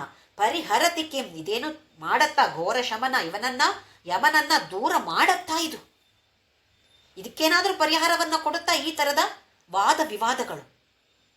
ಇದು ಏನು ಮಾಡೋದಿಲ್ಲ. ವೃಥಾ ಕಂಠಕ್ಷೋಭಂ ವಹಸಿ ತರಸ ತರ್ಕವಚಸ. ಈ ಥರದ ತರ್ಕಶಾಸ್ತ್ರಗಳಲ್ಲಿ ಸಮಯವನ್ನು ವ್ಯರ್ಥ ಮಾಡಿ ಕಂಠಕ್ಕೆ ಕ್ಷೋಭೆಯನ್ನು ಕೊಟ್ಟು ಇದರಿಂದ ಆಗುವಂತಹ ಉಪಯೋಗ ಏನು ಅಂತ ಆದಿಶಂಕರಾಚಾರ್ಯರು ನಮ್ಮನ್ನು ಪ್ರಶ್ನೆ ಮಾಡ್ತಿದ್ದಾರೆ. ನಾವೇನೋ ತರ್ಕಶಾಸ್ತ್ರದಲ್ಲಿ ಪ್ರವೀಣರು ಅಲ್ಲ, ವಾದ ವಿವಾದದಲ್ಲಿ ಆ ಥರದ ವಾದ ವಿವಾದಗಳಲ್ಲಿ ನಾವು ಎಕ್ಸ್ಪರ್ಟ್ಸ್ ಅಲ್ಲ. ಆದರೆ ಬೇರೆ ಥರದ ವಾದ ವಿವಾದಗಳಲ್ಲಿ ನಾವು ನಮ್ಮದು ಎತ್ತಿದ ಕೈ ಅಂತಲೇ ಹೇಳಬೇಕು ನಾವು, ಅಲ್ವೇ? ಯಾರಾದರೂ ಏನಾದರೂ ಒಂದು ಹೇಳಿದಾಗ ನಮ್ಮ ದೃಷ್ಟಿಕೋನದ ಪ್ರಕಾರ ಅದು ಸರಿ ಇಲ್ಲ ಅಂತ ಆದರೆ ಮತ್ತೆ ಅಲ್ಲಿ ವಾದ ಮಾಡಲೇಬೇಕು. ನಾನು ಹೇಳಿದ್ದೇ ಸರಿ. ನಮ್ಮ ಹಾಗೆ ಆ ಮನುಷ್ಯನಿಗೂ ಇರುತ್ತೆ ನಾನು ಹೇಳಿದ್ದೇ ಸರಿ ಅಂತೇಳಿ. ಹಾಗಾದರೆ ಏನಾಗತ್ತೆ ಅಲ್ಲಿ? ಜಗಳ ಏನೋ ಒಂದು 2 ನಿಮಿಷವೋ 5 ನಿಮಿಷವೋ ಇರ್ಬೋದು. ಜೋರು ಮಾತುಕತೆ ಆಯಿತು, 5 ನಿಮಿಷವೇ. ಆದರೆ ನಾನು ಗೆದ್ದೆನೋ ಇನ್ನೊಂದು ವ್ಯಕ್ತಿ ಗೆದ್ದೆನೋ ಅದು ಅನಗತ್ಯ. ಆಮೇಲೆ ಆ 5 ನಿಮಿಷದ ವಾದದ ಆದ ಮೇಲೆ ನಮ್ಮ ಮನಸ್ಸು ಹೇಗಿರತ್ತೆ? ಮನೆಗೆ ಬಂದು ಇನ್ನೊಂದು 10 ಜನಕ್ಕೆ ಫೋನ್ ಮಾಡಿ, ನೋಡಿ ಈ ಮನುಷ್ಯ ಹೀಗೆ, ಈ ವ್ಯಕ್ತಿ ಹೀಗೆ ಹೇಳ್ತಾ ಇದ್ದಾರೆ, ನಾನು ಹೇಳಿದ್ದು ಸರಿ ಅಲ್ವಾ, ಅವ್ರು ಹೇಳಿದ್ದು ಸರಿಯಾ ಅಂಥೇಳಿ 10 ಜನರ ಹತ್ರ ಪ್ರಶ್ನೆ ಮಾಡಿ, ಆ 10 ಜನರು ನೀವು ಹೇಳಿದ್ದೆ ಸರಿ ಅಂತ ಹೇಳಿದರೆ ಭಾರಿ ಸಂತೋಷ. ಇಲ್ಲ, ನೀವು ಯಾಕೆ ಹೀಗೆ ಹೇಳಿದ್ರಿ, ಅವ್ರು ಹೇಳಿದ್ದು ಸರಿಯಾ ಅಂತ ಹೇಳಿದರೆ ಈ ಮನುಷ್ಯ ಕೆಟ್ಟವರು. ನಮ್ಮ ದೃಷ್ಟಿಕೋನದ ಪ್ರಕಾರವೇ ಇನ್ನೊಬ್ಬರ ದೃಷ್ಟಿಕೋನವೂ ಇರಬೇಕು ಅಂತ ಹೇಳುವ ಅರ್ಥ ನಮ್ಮಲ್ಲಿ. ಈ ಥರದ ವಿಚಾರ ಇಲ್ಲಿಯೂ ಕೂಡ ವೃಥಾ ಕಂಠಕ್ಷೋಭಂ. ಏನಾಗತ್ತೆ ಈ ವಾದ ವಿವಾದ ಮಾಡಿದ್ರಿಂದಾಗಿ? ಯಮ ಓಡ ಹೋಗ್ತಾನ? ಇಲ್ವಲ್ಲ. ಆ ಭಯ ಏನಾದರೂ ತಪ್ಪಿ ಹೋಗತ್ತಾ ನಮಗೆ ಈ ವಾದದಿಂದ? ಆದಿಶಂಕರಾಚಾರ್ಯರು ಸಮಯವನ್ನು ವ್ಯರ್ಥ ಮಾಡಬೇಡಿ, ಯಾರ ಜೊತೆಯೂ ವಾದ ವಿವಾದವನ್ನು ಮಾಡಬೇಕಾದ ಅವಶ್ಯಕತೆ ಇಲ್ಲ. ನಮ್ಮ ದೃಷ್ಟಿಕೋನ ಏನು ಅಂತ ತಿಳಿಸಿಕೊಡ್ಬೋದಷ್ಟೇ ಹೊರತು ವಾದ ವಿವಾದ ಅನಗತ್ಯ. ಹಾಗಾದರೆ ಏನು ಮಾಡಬೇಕು? ಪದಾಂಭೋಜಂ ಶಂಭೋಹೋ ಭಜ ಪರಮ ಸೌಖ್ಯಂ ವ್ರಜ ಸುಧೀಹಿ. ಸುಧೀಹಿ, ಧಿ ಅಂತ ಹೇಳಿದರೆ ಬುದ್ಧಿ, ಸುಧಿ ಅಂತೇಳಿದರೆ ಉತ್ತಮವಾದ ಬುದ್ಧಿ. ಉತ್ತಮವಾದ ಬುದ್ಧಿಯನ್ನು ಉಪಯೋಗಿಸಿ ಏನು ಮಾಡಬೇಕು? ಪದಾಂಭೋಜ ಶಂಭೋ ಭಜ. ಅಂಬೋಜ ಅಂತೇಳಿದರೆ ಕಮಲ, ತಾವರೆ ಹೂ. ಪಾದ ಕಮಲವನ್ನು, ಶಿವನ, ಆ ಪರಮ ಶಿವನ ಪಾದ ಕಮಲವನ್ನು ಭಜ, ಭಜಿಸು. ಏನಾಗತ್ತೆ ಇದರಿಂದ? ಪರಮ ಸೌಖ್ಯ. ಏನಿಲ್ಲಿ ಪರಮ ಸೌಖ್ಯ ಅಂತೇಳಿದರೆ?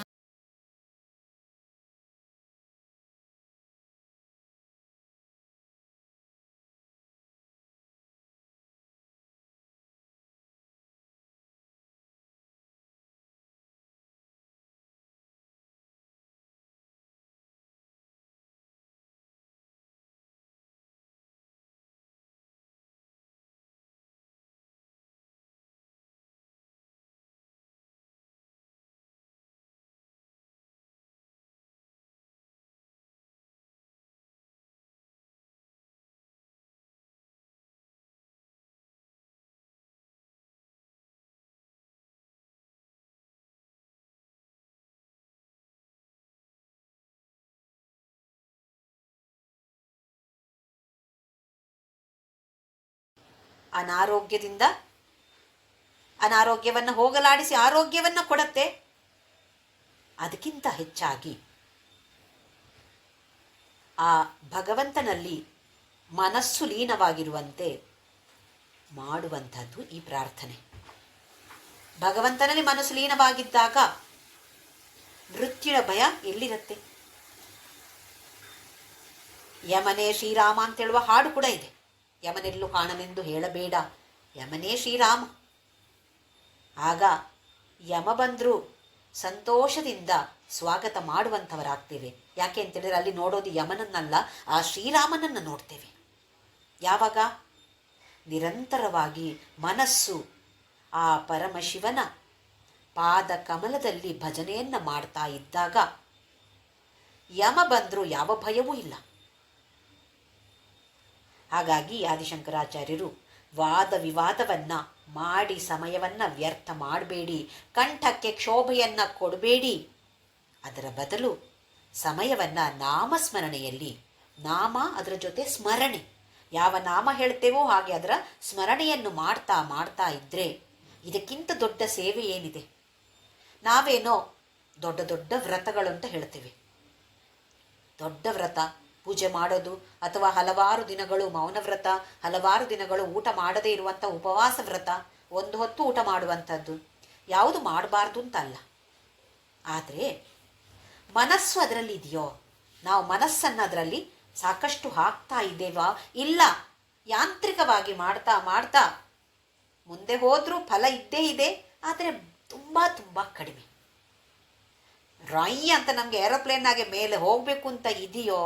ಮನಸ್ಸನ್ನು ಆ ಪರಮಶಿವನ ಪಾದ ಕಮಲದ ಭಜನೆಯನ್ನು ಮಾಡ್ತಾ ಇರುವಂತೆ ಆಗಬೇಕು. ಮುಂದಿನ ಶ್ಲೋಕ. ಮನಸ್ತೆ ಪಾದಾಬ್ಜೆ ನಿವಸತು ವಚ ಸ್ತೋತ್ರ ಫಣಿತೌ ಕರೌ ಚಾಭ್ಯರ್ಚಾಯ ಶ್ರುತಿರಪಿ ಕಥಾ ಕರ್ಣನ ವಿಧೌ ತವ ಧ್ಯಾನೇ ಬುದ್ಧಿ ನಯನಯುಗಲಂ ಮೂರ್ತಿ ವಿಭವೇ ಪರಗ್ರಂಥಾನ್ ಕೈರ್ವಾ ಪರಮಶಿವ ಜಾನೇ ಪರಮತಃ.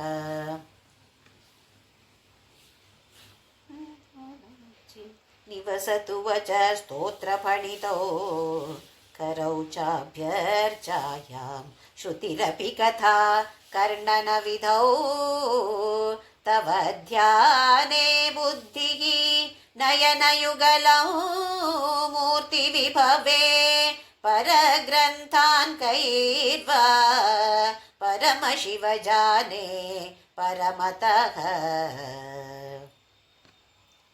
ಮನಸ್ತೆ ಪಾದಾಬ್ಜೆ ಮನಃ ತೇ ಪಾದಾಬ್ಜೆ, ನನ್ನ ಮನಸ್ಸು ನಿನ್ನ ಪಾದ ಕಮಲದಲ್ಲಿ ನಿವಸತು. ಯಾವತ್ತೂ ಕೂಡ ನನ್ನ ಮನಸ್ಸು ನಿನ್ನ ಪಾದ ಕಮಲದಲ್ಲಿ ವಾಸ ಮಾಡಲಿ.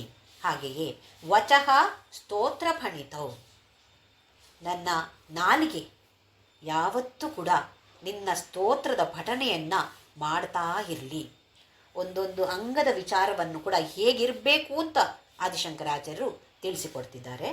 ಕರೌ ಚ ಅಭ್ಯರ್ಚಾಯಾಮ್, ಕೈಗಳು ನಿನ್ನ ಅರ್ಚನೆಯನ್ನ ಪೂಜೆಯನ್ನ ಮಾಡ್ತಾ ಇರಲಿ. ಶ್ರುತಿರಪಿ ಕಥಾ ಕರ್ಣನ ವಿಧೌ, ಹೇಗಿರಬೇಕು ಕಿವಿಗಳು ಏನನ್ನ ಕೇಳಬೇಕು? ಭದ್ರಂ ಕರ್ಣೇಭಿಃ ಶೃಣುಯಾಮದೇವಾಃ ಭದ್ರಂ ಪಶ್ಯೇಮಾಕ್ಷಭಿರ್ಯಜತ್ರಾಃ ಸ್ಥಿರೈರಂಗೈಃ ಸುಷ್ಟುವಾಗುಂಸಸ್ತನೂಭಿಃ. ಭದ್ರಂ ಕರ್ಣೇಭಿಃ ಶೃಣುಯಾಮದೇವಾಃ, ನಮ್ಮ ವೇದದಲ್ಲಿ ಬರುವಂತಹ ಅದ್ಭುತವಾದ ಪ್ರಾರ್ಥನಾ ಶ್ಲೋಕಗಳು, ಶಾಂತಿ ಮಂತ್ರಗಳು. ಭದ್ರಂ ಕರ್ಣೇಭಿಃ ಶೃಣುಯಾಮದೇವಾಃ, ನನ್ನ ಕಿವಿಗಳು ಯಾವತ್ತು ಒಳ್ಳೆಯದನ್ನೇ ಕೇಳಲಿ. ಹಾಗೆ ಇಲ್ಲಿ ಆದಿಶಂಕರಾಚಾರ್ಯರು ನನ್ನ ಕಿವಿಗಳು ಯಾವತ್ತೂ ಕೂಡ ನಿನ್ನ ವಿಚಾರವನ್ನೇ ಕೇಳ್ತಾ, ಶ್ರುತಿ ಅಂತ ಹೇಳಿದ್ರೆ ವೇದವನ್ನೇ ಕೇಳ್ತಾ ಇರಲಿ. ವೇದ ಕೇಳತ್ತ ನಮಗೆ? ಅಲ್ಲಿ ಅವ್ರು ಇವರು ಜಗಳ ಆಡೋದು ಕೇಳತ್ತೆ, ಟಿ ವಿಯಲ್ಲಿ ಓಹೋ ಅಂತ ಕಿರ್ಚಾಡೋದು ಕೇಳತ್ತೆ ಅಲ್ವೇ? ಹಾಗಿದ್ರೂ ಕೂಡ ಅದಕ್ಕೆ ಗಮನವನ್ನು ಹರಿಸದೇ ಇರಬೇಕು. ಒಳ್ಳೆಯದನ್ನೇ ಕೇಳಿದ್ರೆ ಏನರ್ಥ? ಯಾರೋ ಅಲ್ಲಿ ಜಗಳ ಆಡ್ತಿರ್ತಾರೆ, ಅದು ನನ್ನ ಕಿವಿಗೆ ಬೀಳತ್ತೆ. ಆದರೆ ಕಿವಿಯಲ್ಲಿ ಕೇಳಿದ್ರೂ ಕೂಡ ಅದನ್ನು ಮನಸ್ಸಿಗೆ ತೆಗೆದುಕೊಳ್ಳದೇ ಇರಬೇಕು. ಕಿವಿಯಲ್ಲಿ ಬಿದ್ದದಕ್ಕೆಲ್ಲ ನಾವು ಮನಸ್ಸನ್ನು ಹರಿಸಿದ್ರೆ ಮತ್ತೆ ಮನಸ್ಸು ಭಗವಂತನ ಪಾದ ಕಮಲದಲ್ಲಿ ಹೇಗಿರುತ್ತೆ? ಅಲ್ಲಿ ಜಗಳ ಆಯಿತು, ಆ ಮನೆಯಲ್ಲಿ ಏನೋ ಒಂದು ಗಲಾಟೆ ಆಗಿದೆ, ಅದು ಏನದು? ಎಷ್ಟು ಕುತೂಹಲ ನಮಗೆ. ನಮ್ಮ ಮನೆಯಲ್ಲಿಯೂ ಅದೇ ಥರ ಜಗಳ ಆಗ್ತಾ ಇರುತ್ತೆ, ಅದು ಬೇರೆ ಯಾರಿಗೂ ಕೇಳಬಾರ್ದು. ಇನ್ನೊಬ್ಬರ ಮನೆಯಲ್ಲಿ ಜಗಳ ಆಗುತ್ತೋ ಅದರಲ್ಲಿಯೂ ಅತ್ತೆ ಸೊಸೆ ಜಗಳ ಅಂದರೆ ನಮಗೆ ಭಯಂಕರ ಕುತೂಹಲ. ಏನೇನು ಶಬ್ದವನ್ನು ಉಪಯೋಗಿಸ್ತಿದ್ದಾರೆ, ಯಾಕೆ ನಮ್ಗೆ ಯಾಕೆ ಅಗತ್ಯ? ಮತ್ತೆ 10 ಜನಕ್ಕೆ ಹೇಳಬೇಕಲ್ವಾ, ಅವರ ಮನೇಲಿ ಅತ್ತೆ ಸೊಸೆ ನೋಡಿ ಹೀಗೆ ಜಗಳ ಆಡ್ತಿದ್ದಾರೆ ಅಂತೇಳಿ. ಈ ಥರದ್ದನ್ನೆಲ್ಲ ಕ್ಷುಲ್ಲಕ ವಿಚಾರ, ನಮಗೆ ಅಗತ್ಯ ಇಲ್ಲದೇ ಇರುವಂತಹ ವಿಚಾರಗಳಲ್ಲಿ ತಲೆಯನ್ನು ಹರಿಸಲೇಬಾರದು, ಮನಸ್ಸು ಕೊಡಲೇಬಾರದು. ಕಿವಿಗೆ ಬೀಳಬಹುದು, ಬಿದ್ದರೂ ಕೂಡ ಇದು ನನಗೆ ಅನಗತ್ಯ, ಇದರಲ್ಲಿ ನನ್ನ ಮನಸ್ಸು ಕೇಂದ್ರೀಕರಿಸಿಕೊಳ್ಳಬಾರದು ಅಂತ ಹೇಳುವ ಭಾವನೆಯನ್ನು ನಾವು ಬೆಳೆಸಿಕೊಳ್ಬೇಕು. ಅದಕ್ಕೋಸ್ಕರ ಆದಿಶಂಕರಾಚಾರ್ಯರು ಇಲ್ಲಿ ಹೇಳ್ತಿದ್ದಾರೆ, ಮನಸ್ಸು ನಿನ್ನ ಪಾದ ಕಮಲದಲ್ಲಿರಲಿ. ಮಾತುಗಳು ಹೇಗಿರಬೇಕು? ಪ್ರತಿಯೊಂದು ಮಾತು ಕೂಡ ನಿನ್ನ ಸ್ತೋತ್ರವೇ ಆಗಿರಬೇಕು. ಹಾಗಿದ್ರೆ ಎಷ್ಟು ಜಾಗರೂಕರಾಗಿರಬೇಕು ನಾವು. ಮಾತಾಡುವಂತಹ ಪ್ರತಿ ಒಂದು ಮಾತು ಆ ಪರಮಶಿವನ ಸ್ತೋತ್ರ. ಕೈಗಳು ಅರ್ಚನೆ ಅಭಿಷೇಕವನ್ನು ಮಾಡ್ತಾ ಇರಲಿ ಯಾವತ್ತೂ ಕೂಡ. ಹಾಗೆಯೇ ಕಿವಿಗಳು ನಿನ್ನ ವಿಚಾರ, ಇಲ್ಲಿ ವೇದಾಂತ ಇದೆ ಅಥವಾ ಪರಮಶಿವನ ವಿಚಾರವನ್ನ, ಚರಿತ್ರೆಯನ್ನ, ಅವನ ವರ್ಣನೆಗಳನ್ನು ಕೇಳ್ತಾ ಇರಲಿ. ತವ ಧ್ಯಾನೇ ಬುದ್ಧಿ, ನನ್ನ ಬುದ್ಧಿ ಹೇಗಿರಬೇಕು? ನಿನ್ನ ಧ್ಯಾನದಲ್ಲಿ ಮುಳುಗಿರಬೇಕು. ಮನಸ್ಸು ಬುದ್ಧಿ ಯಾವತ್ತೂ ಕೂಡ ಆ ಧ್ಯಾನ. ಅದೇಗೆ ಸಾಧ್ಯ? ನಾವು ಗೃಹಸ್ಥಾಶ್ರಮಿಗಳು, ಎಷ್ಟೊಂದು ಕೆಲಸಗಳಿವೆ. ಅದರಲ್ಲೂ ಮಹಿಳೆಯರು ಅಂತ ಹೇಳಿದರೆ ಲಾಸ್ಟ್ವರೆಗೆ ಅಡಿಗೆ ಕೆಲಸ, ಅದಕ್ಕೆ ವಿರಾಮ ಅಂತ ಇಲ್ಲವೇ ಇಲ್ಲ. ಹಾಗಿದ್ದಾಗ ಏನು ಮಾಡೋದು?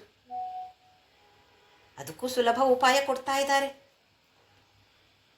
ಅಡಿಗೆ ಮಾಡ್ತಾ ಮಾಡ್ತಾ ನಾಮಸ್ಮರಣೆ, ಬಾಯಲ್ಲಿ ಏನು ಬಂದರೂ ಅದು ಸ್ತೋತ್ರ ಆಗಬೇಕು. ಓಂ ನಮ ಶಿವಾಯ, ಓಂ ನಮ ಶಿವಾಯ ಅಂತ ಹೇಳ್ತಾ ಹೇಳ್ತಾ ಅಡಿಗೆ ಮಾಡ್ಬೋದು. ಬುದ್ಧಿ ಸ್ವಲ್ಪ ಸ್ವಲ್ಪ ಬೇಕಾಗತ್ತೆ, ಅಡಿಗೆ ವಿಚಾರದಲ್ಲೂ ಬೇಕಾಗತ್ತೆ, ಅಥವಾ ಮಾಡುವಂಥ ಯಾವುದೇ ಕೆಲಸಕ್ಕೂ ಸ್ವಲ್ಪ ಗಮನವನ್ನು ಹರಿಸಬೇಕು. ಆದರೆ ನಮಗೆ ಗೊತ್ತಿದೆ, ನಮ್ಮ ಮನಸ್ಸು ಬುದ್ಧಿಯಲ್ಲಿ ಹಲವಾರು ಭಾಗಗಳಿವೆ. ಎಷ್ಟು ಪಾರ್ಟ್ಸ್ ಇದೆ ನೋಡಿ. ಈಗ ಮನಸ್ಸಿನ ಒಂದು ಭಾಗ ಸತ್ಸಂಗವನ್ನು ಹೇಳ್ತಾ ಇದೆ ಅಥವಾ ಕೇಳ್ತಾ ಇದೆ.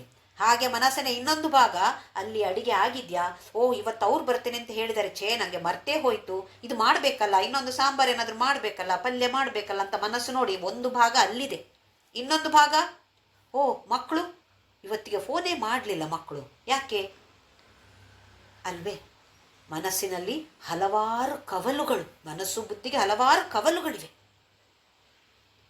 ಹಾಗಾದರೆ ಆ ಒಂದು ಕವಲನ್ನಾದರೂ ನಾವು ಆ ಪರಮಶಿವನ ಪಾದಕಮಲದಲ್ಲಿ ಇಡ್ಲಿಕ್ಕೆ ಸಾಧ್ಯ ಇಲ್ವಾ? ಒಂದು ಭಾಗವನ್ನು ಅವನ ಪಾದಕಮಲದಲ್ಲಿ ಇಟ್ಟು ಬೇರೆ ಭಾಗವನ್ನು ಉಪಯೋಗಿಸೋಣ, ಬಿಡಿ, ಪರವಾಗಿಲ್ಲ. ಅದಕ್ಕೆ ಇಲ್ಲಿ ಹೇಳ್ತಿರೋದು ತವ ಧ್ಯಾನೇ ಬುದ್ಧಿ. ಧ್ಯಾನ ಅಂತ ಹೇಳಿದ ಕೂಡಲೇ ಕಣ್ಣು ಮುಚ್ಚಿಕೊಂಡು ಅಲ್ಲಿ ಕೂತ್ಕೊಂಡ್ರೆ ಧ್ಯಾನ ಅಂತಲ್ಲ, ಅದು ಒಂದು ಥರದ ಧ್ಯಾನ. ಕೆಲಸ ಮಾಡ್ತಾ ಇರಬೇಕಿದ್ರು ಆ ಭಗವಂತನ ಸ್ವಲ್ಪ ಸ್ವಲ್ಪವಾದರೂ ಸ್ಮರಣೆ ಬಂತು ಅಂತಾದರೆ ಅದೇ ಧ್ಯಾನ. ತವ ಧ್ಯಾನೇ ಬುದ್ಧಿ ನಯನ ಯುಗಲ ಮೂರ್ತಿ ವಿಭವೇ. ನನ್ನ ಎರಡು ಕಣ್ಣುಗಳು ಕೂಡ ನಿನ್ನ ಮೂರ್ತಿಯನ್ನೇ ವೀಕ್ಷಿಸುವಂತಾಗಲಿ, ಯಾವತ್ತೂ ಕೂಡ ನಿನ್ನನ್ನೇ ಕಾಣುವಂತಾಗಲಿ. ಅಂದರೆ ಎಲ್ಲ ವಿಶ್ವರೂಪ ದರ್ಶನ ಅಂತ ಒಂದು ಅಧ್ಯಾಯವೇ ಇದೆ ಭಗವದ್ಗೀತೆಯಲ್ಲಿ, 11ನೇ ಅಧ್ಯಾಯ. ಭಗವಂತನಲ್ಲಿಯೇ ವಿಶ್ವವನ್ನು ಕಾಣುವಂಥದ್ದು. ಇದೀಗ ವಿಶ್ವದಲ್ಲಿ ಭಗವಂತನನ್ನು ಕಾಣುವಂಥದ್ದು ವಿಭೂತಿ ಯೋಗ, 10ನೇ ಅಧ್ಯಾಯ ವಿಭೂತಿ ಯೋಗ. ಒಂದು ಪರ್ವತವನ್ನು ನೋಡಿ ಅದು ಭಗವಂತ, ಒಂದು ಸಣ್ಣ ಬೆಟ್ಟ ನೋಡಿ ಅದು ಭಗವಂತ, ಒಂದು ಕಲ್ಲು ನೋಡಿ ಅದು ಭಗವಂತ. ಹಾಗಿದ್ರೆ ಮನುಷ್ಯರು, ವಸ್ತುಗಳು, ಪರಿಸ್ಥಿತಿಗಳು, ಯಾವುದೇ ಮನುಷ್ಯ ಆಗಿರಲಿ ಅದು ಭಗವಂತ, ಯಾವುದೇ ವಸ್ತು ಆಗಿರಲಿ ಅದು ಭಗವಂತ, ಯಾವುದೇ ಪರಿಸ್ಥಿತಿ ಆಗಿರಲಿ ಅದು ಕೂಡ ಭಗವಂತ. ನನ್ನ ಎರಡು ಕಣ್ಣುಗಳು ಕೂಡ ಭೌತಿಕವಾಗಿ ಇರುವ ಅಂಗಗಳನ್ನು ಆದಿಶಂಕರಾಚಾರ್ಯರು ಹೇಳುತ್ತಿದ್ದಾರೆ ಇಲ್ಲಿ. ಎರಡು ಕಣ್ಣುಗಳು ಕೂಡ ಎಲ್ಲ ಕಡೆಯಲ್ಲಿಯೂ ನಿನ್ನನ್ನೇ ಕಾಣುವಂತಾಗಲಿ. ಪರಗ್ರಂಥಾನ್ ಕೈರ್ವಾ ಪರಮಶಿವ ಜಾನೆ ಪರಂ ಅತಃ. ಹೀಗಿದ್ದಾಗ ಮನಸ್ಸು ನಿನ್ನಲ್ಲಿದೆ, ಬುದ್ಧಿ ನಿನ್ನಲ್ಲಿದೆ, ಕೈ, ಕಣ್ಣು, ಕಿವಿ ಎಲ್ಲವೂ ಕೂಡ ನಿನ್ನಲ್ಲಿಯೇ ಲೀನವಾಗಿರುವಾಗ ಇನ್ನು ನಾನು ಬೇರೆ ದೇವತೆಗಳ ಮಹಿಮೆಯನ್ನು ಯಾವ್ದಾದ್ರು ವರ್ಣಿಸಿರುವಂತಹ ಗ್ರಂಥ ಇದ್ದರೆ ಅದನ್ನು ನಾನು ಹೇಗೆ ಓದೋದು, ನಾನು ಹೇಗೆ ತಿಳಿದುಕೊಳ್ಳೋದು? ನನ್ನ ಎಲ್ಲ ಇಂದ್ರಿಯಗಳು ಕೂಡ ನಿನ್ನಲ್ಲಿಯೇ ಲೀನವಾಗಿದೆ. ಹೇಳೋದೆಷ್ಟು ಸುಲಭ ಅಲ್ವಾ? ಒಂದು ಲೆಕ್ಚರ್ ಕೊಡಬೇಕು ಅಂತ ಇದ್ರೆ, ಪ್ರವಚನ ಮಾಡಲಿಕ್ಕೆ ಎಷ್ಟು ಸುಲಭ. 10 ಪುಸ್ತಕಗಳನ್ನು ಓದಿ ಎಲ್ಲದರಿಂದ ಕೆಲವು ಪಾಯಿಂಟನ್ನು ಹೆಕ್ಕಿ ಹಾಕಿ ಒಟ್ಟು ಮಾಡಿ ಇಲ್ಲಿ ವಾಂತಿ ಮಾಡಿದರೆ ಎಷ್ಟು ಸುಲಭ. ಪ್ರವಚನ ಮಾಡೋದು ಭಾರೀ ಸುಲಭ. ಅದನ್ನೇ ಆಚರಣೆಯಲ್ಲಿ ತರೋದು ಕಷ್ಟ ಇದೆ, ಅಷ್ಟೊಂದು ಸುಲಭ ಏನಲ್ಲ.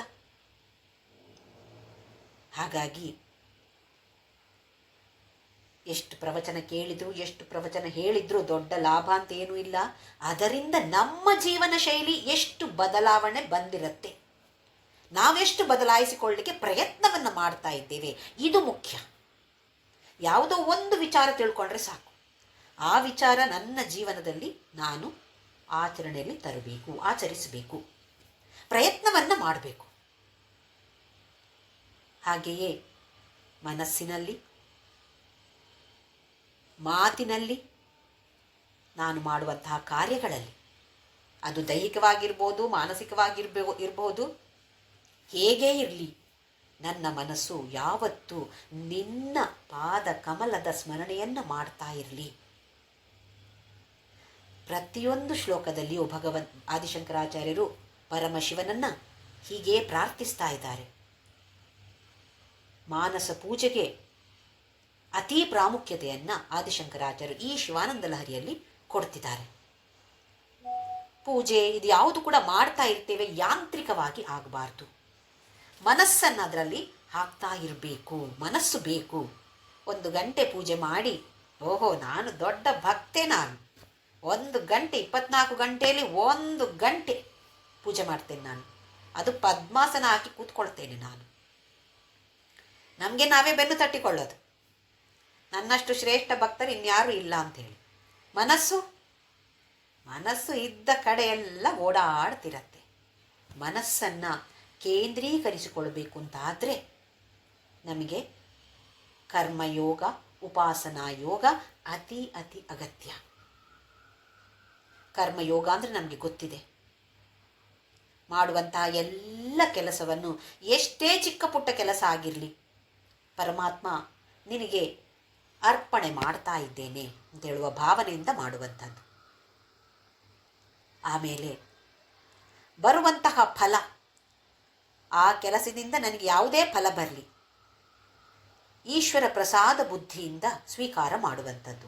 ಯಾವುದೇ ಬರಲಿ, ನನ್ನ ನಿರೀಕ್ಷೆಯ ಪ್ರಕಾರ ಫಲ ಬರಲಿಲ್ಲ, ಅದರ ವಿರುದ್ಧವಾದ ಫಲ ಬಂದಿದೆ, ಆದರೂ ಕೂಡ ಪರಮಾತ್ಮ ನಿನಗೆ ಗೊತ್ತು, ಯಾವುದು ನನಗೆ ಸಿಕ್ಕಿದರೆ ಒಳ್ಳೆಯದು ನನಗೆ ಗೊತ್ತಿಲ್ಲ, ನನಗೆ ಯಾವುದು ಒಳ್ಳೆಯದು ಇದೆಯೋ ಅದನ್ನು ಮಾತ್ರ ನೀನು ನನಗೆ ಕೊಡ್ತೀಯಾ ಅಂತ ನನಗೆ ಅಷ್ಟು ವಿಶ್ವಾಸ ಇದೆ, ಅಷ್ಟು ಶ್ರದ್ಧೆ ನಿನ್ನ ಮೇಲೆ ಇದ್ದಾಗ ಇದಕ್ಕೆ ಹೆಸರು ಕರ್ಮಯೋಗ. ಹೀಗೆ ಮಾಡ್ತಾ ಮಾಡ್ತಾ ಕರ್ಮಯೋಗದಿಂದ ನಮ್ಮ ಮನಸ್ಸು ನಿರ್ಮಲವಾಗ್ತಾ ಹೋಗುತ್ತೆ. ಪರಿಶುದ್ಧ ಆಗಬೇಕು, ಮನಸ್ಸು ಪರಿಶುದ್ಧ ಆಗಬೇಕು. ಹಾಗೆಯೇ ಉಪಾಸನಾ ಯೋಗ, ನಾನಾ ಥರದ ಪೂಜೆ ಪುನಸ್ಕಾರಗಳನ್ನು ಮಾಡ್ತೇವೆ ನಾವು. ಈ 1 ಗಂಟೆ ಕೂತ್ಕೊಳ್ಬಾರ್ದು ಅಂತಲ್ಲ, ಪೂಜೆಗೆ ಖಂಡಿತವಾಗಿಯೂ ಬೇಕು, ಅಷ್ಟು ಸಾಲದು ಅಂತ ಹೇಳ್ತಾ ಇರೋದಷ್ಟೇ. ಈ ಥರದ ಪೂಜೆಗಳನ್ನೆಲ್ಲ ಮಾಡ್ತಾ ಮಾಡ್ತಾ ಮನಸ್ಸಿಗೆ ಒಂದು ದೃಢತೆ ಬರುತ್ತೆ, ಕೇಂದ್ರೀಕರಿಸುವಂತಹ ಒಂದು ಫೋಕಸ್ ಮಾಡುವಂತಹ ಒಂದು ಶಕ್ತಿ ಸಿಗತ್ತೆ. ಇದೆಲ್ಲವೂ ಬೇಕೇ ಬೇಕು.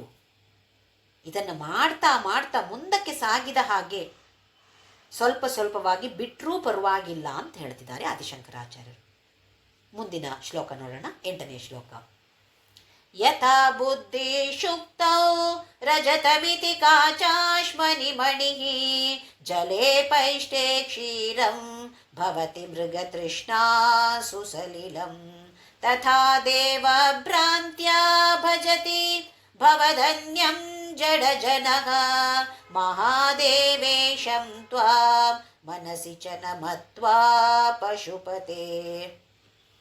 ಯಥಾ ಬುದ್ಧಿ ಶುಕ್ತೌ ರಜತಮಿತಿ ಕಾಚಾಶ್ಮನಿ ಮಣಿಃ ಜಲೇ ಪೈಷ್ಟೇ ಕ್ಷೀರಂ ಭವತಿ ಮೃಗತೃಷ್ಣಾ ಸುಸಲಿಲಂ ತಥಾ ದೇವ ಭ್ರಾಂತ್ಯಾ ಭಜತಿ ಭವಧನ್ಯಂ ಜಡಜನಃ ಮಹಾದೇವೇಶಂ ತ್ವಾಂ ಮನಸಿ ಚ ನಮತ್ವಾ ಪಶುಪತೆ. ನಮಗೆ ಕಾಣುವಂಥದ್ದು ಬೇರೆ, ಆದರೆ ನಿಜವಾಗಿಯೂ ಅದು ಬೇರೆ ಹೇಳೋದನ್ನು ಇದರಲ್ಲಿ ತೋರಿಸ್ಕೊಡ್ತಿದ್ದಾರೆ. ಯಥಾ ಬುದ್ಧಿ ಶುಕ್ತೌ, ನಮ್ಮ ಬುದ್ಧಿ ಹೇಗೆ ಒಂದು ಚಿಪ್ಪು ಅಂತೇಳಿದರೆ ಈ ಶೆಲ್, ನಾವು ಸಮುದ್ರ ತೀರದಲ್ಲಿ ಹೋದಾಗ ಚಿಪ್ಪನ್ನು ಕಾಣ್ತೇವೆ, ಶೆಲ್ ಸಿಗತ್ತೆ ನಮಗೆ. ಅದರಲ್ಲಿ ನೋಡಿದರೆ ಅದನ್ನು ಏನಂತ ಅನ್ಕೋತೀವಿ ನಾವು, ಅದರಲ್ಲಿ ಒಳಗೆ ಬೆಳ್ಳಿ ಕಾಣುವ ಹಾಗೆ ಇರುತ್ತೆ. ಆ ಚಿಪ್ಪನ್ನು ನಾವು ಬೆಳ್ಳಿ ಅಂತ ಅನ್ಕೋತೀವಿ. ಚಿಪ್ಪಿನಲ್ಲಿ ಒಂದು ಶೈನಿಂಗ್ ಬರುತ್ತೆ ನೋಡಿ, ಓಹೋ ಇದು ಬೆಳ್ಳಿ ಏನೋ ಅಂತ ಅನ್ಸತ್ತೆ ನಮಗೆ. ಹಾಗೆಯೇ ಕಾಚಾಶ್ಮನಿ ಮಣಿಹಿ, ಒಂದು ಮೆರುಗು ಇರುವಂತಹ ಒಂದು ಕಲ್ಲನ್ನು ನೋಡಿದರೆ ಓಹೋ ಇದು ವಜ್ರ ಇರ್ಬೋದು ಅಂತ ಅನ್ಸತ್ತೆ.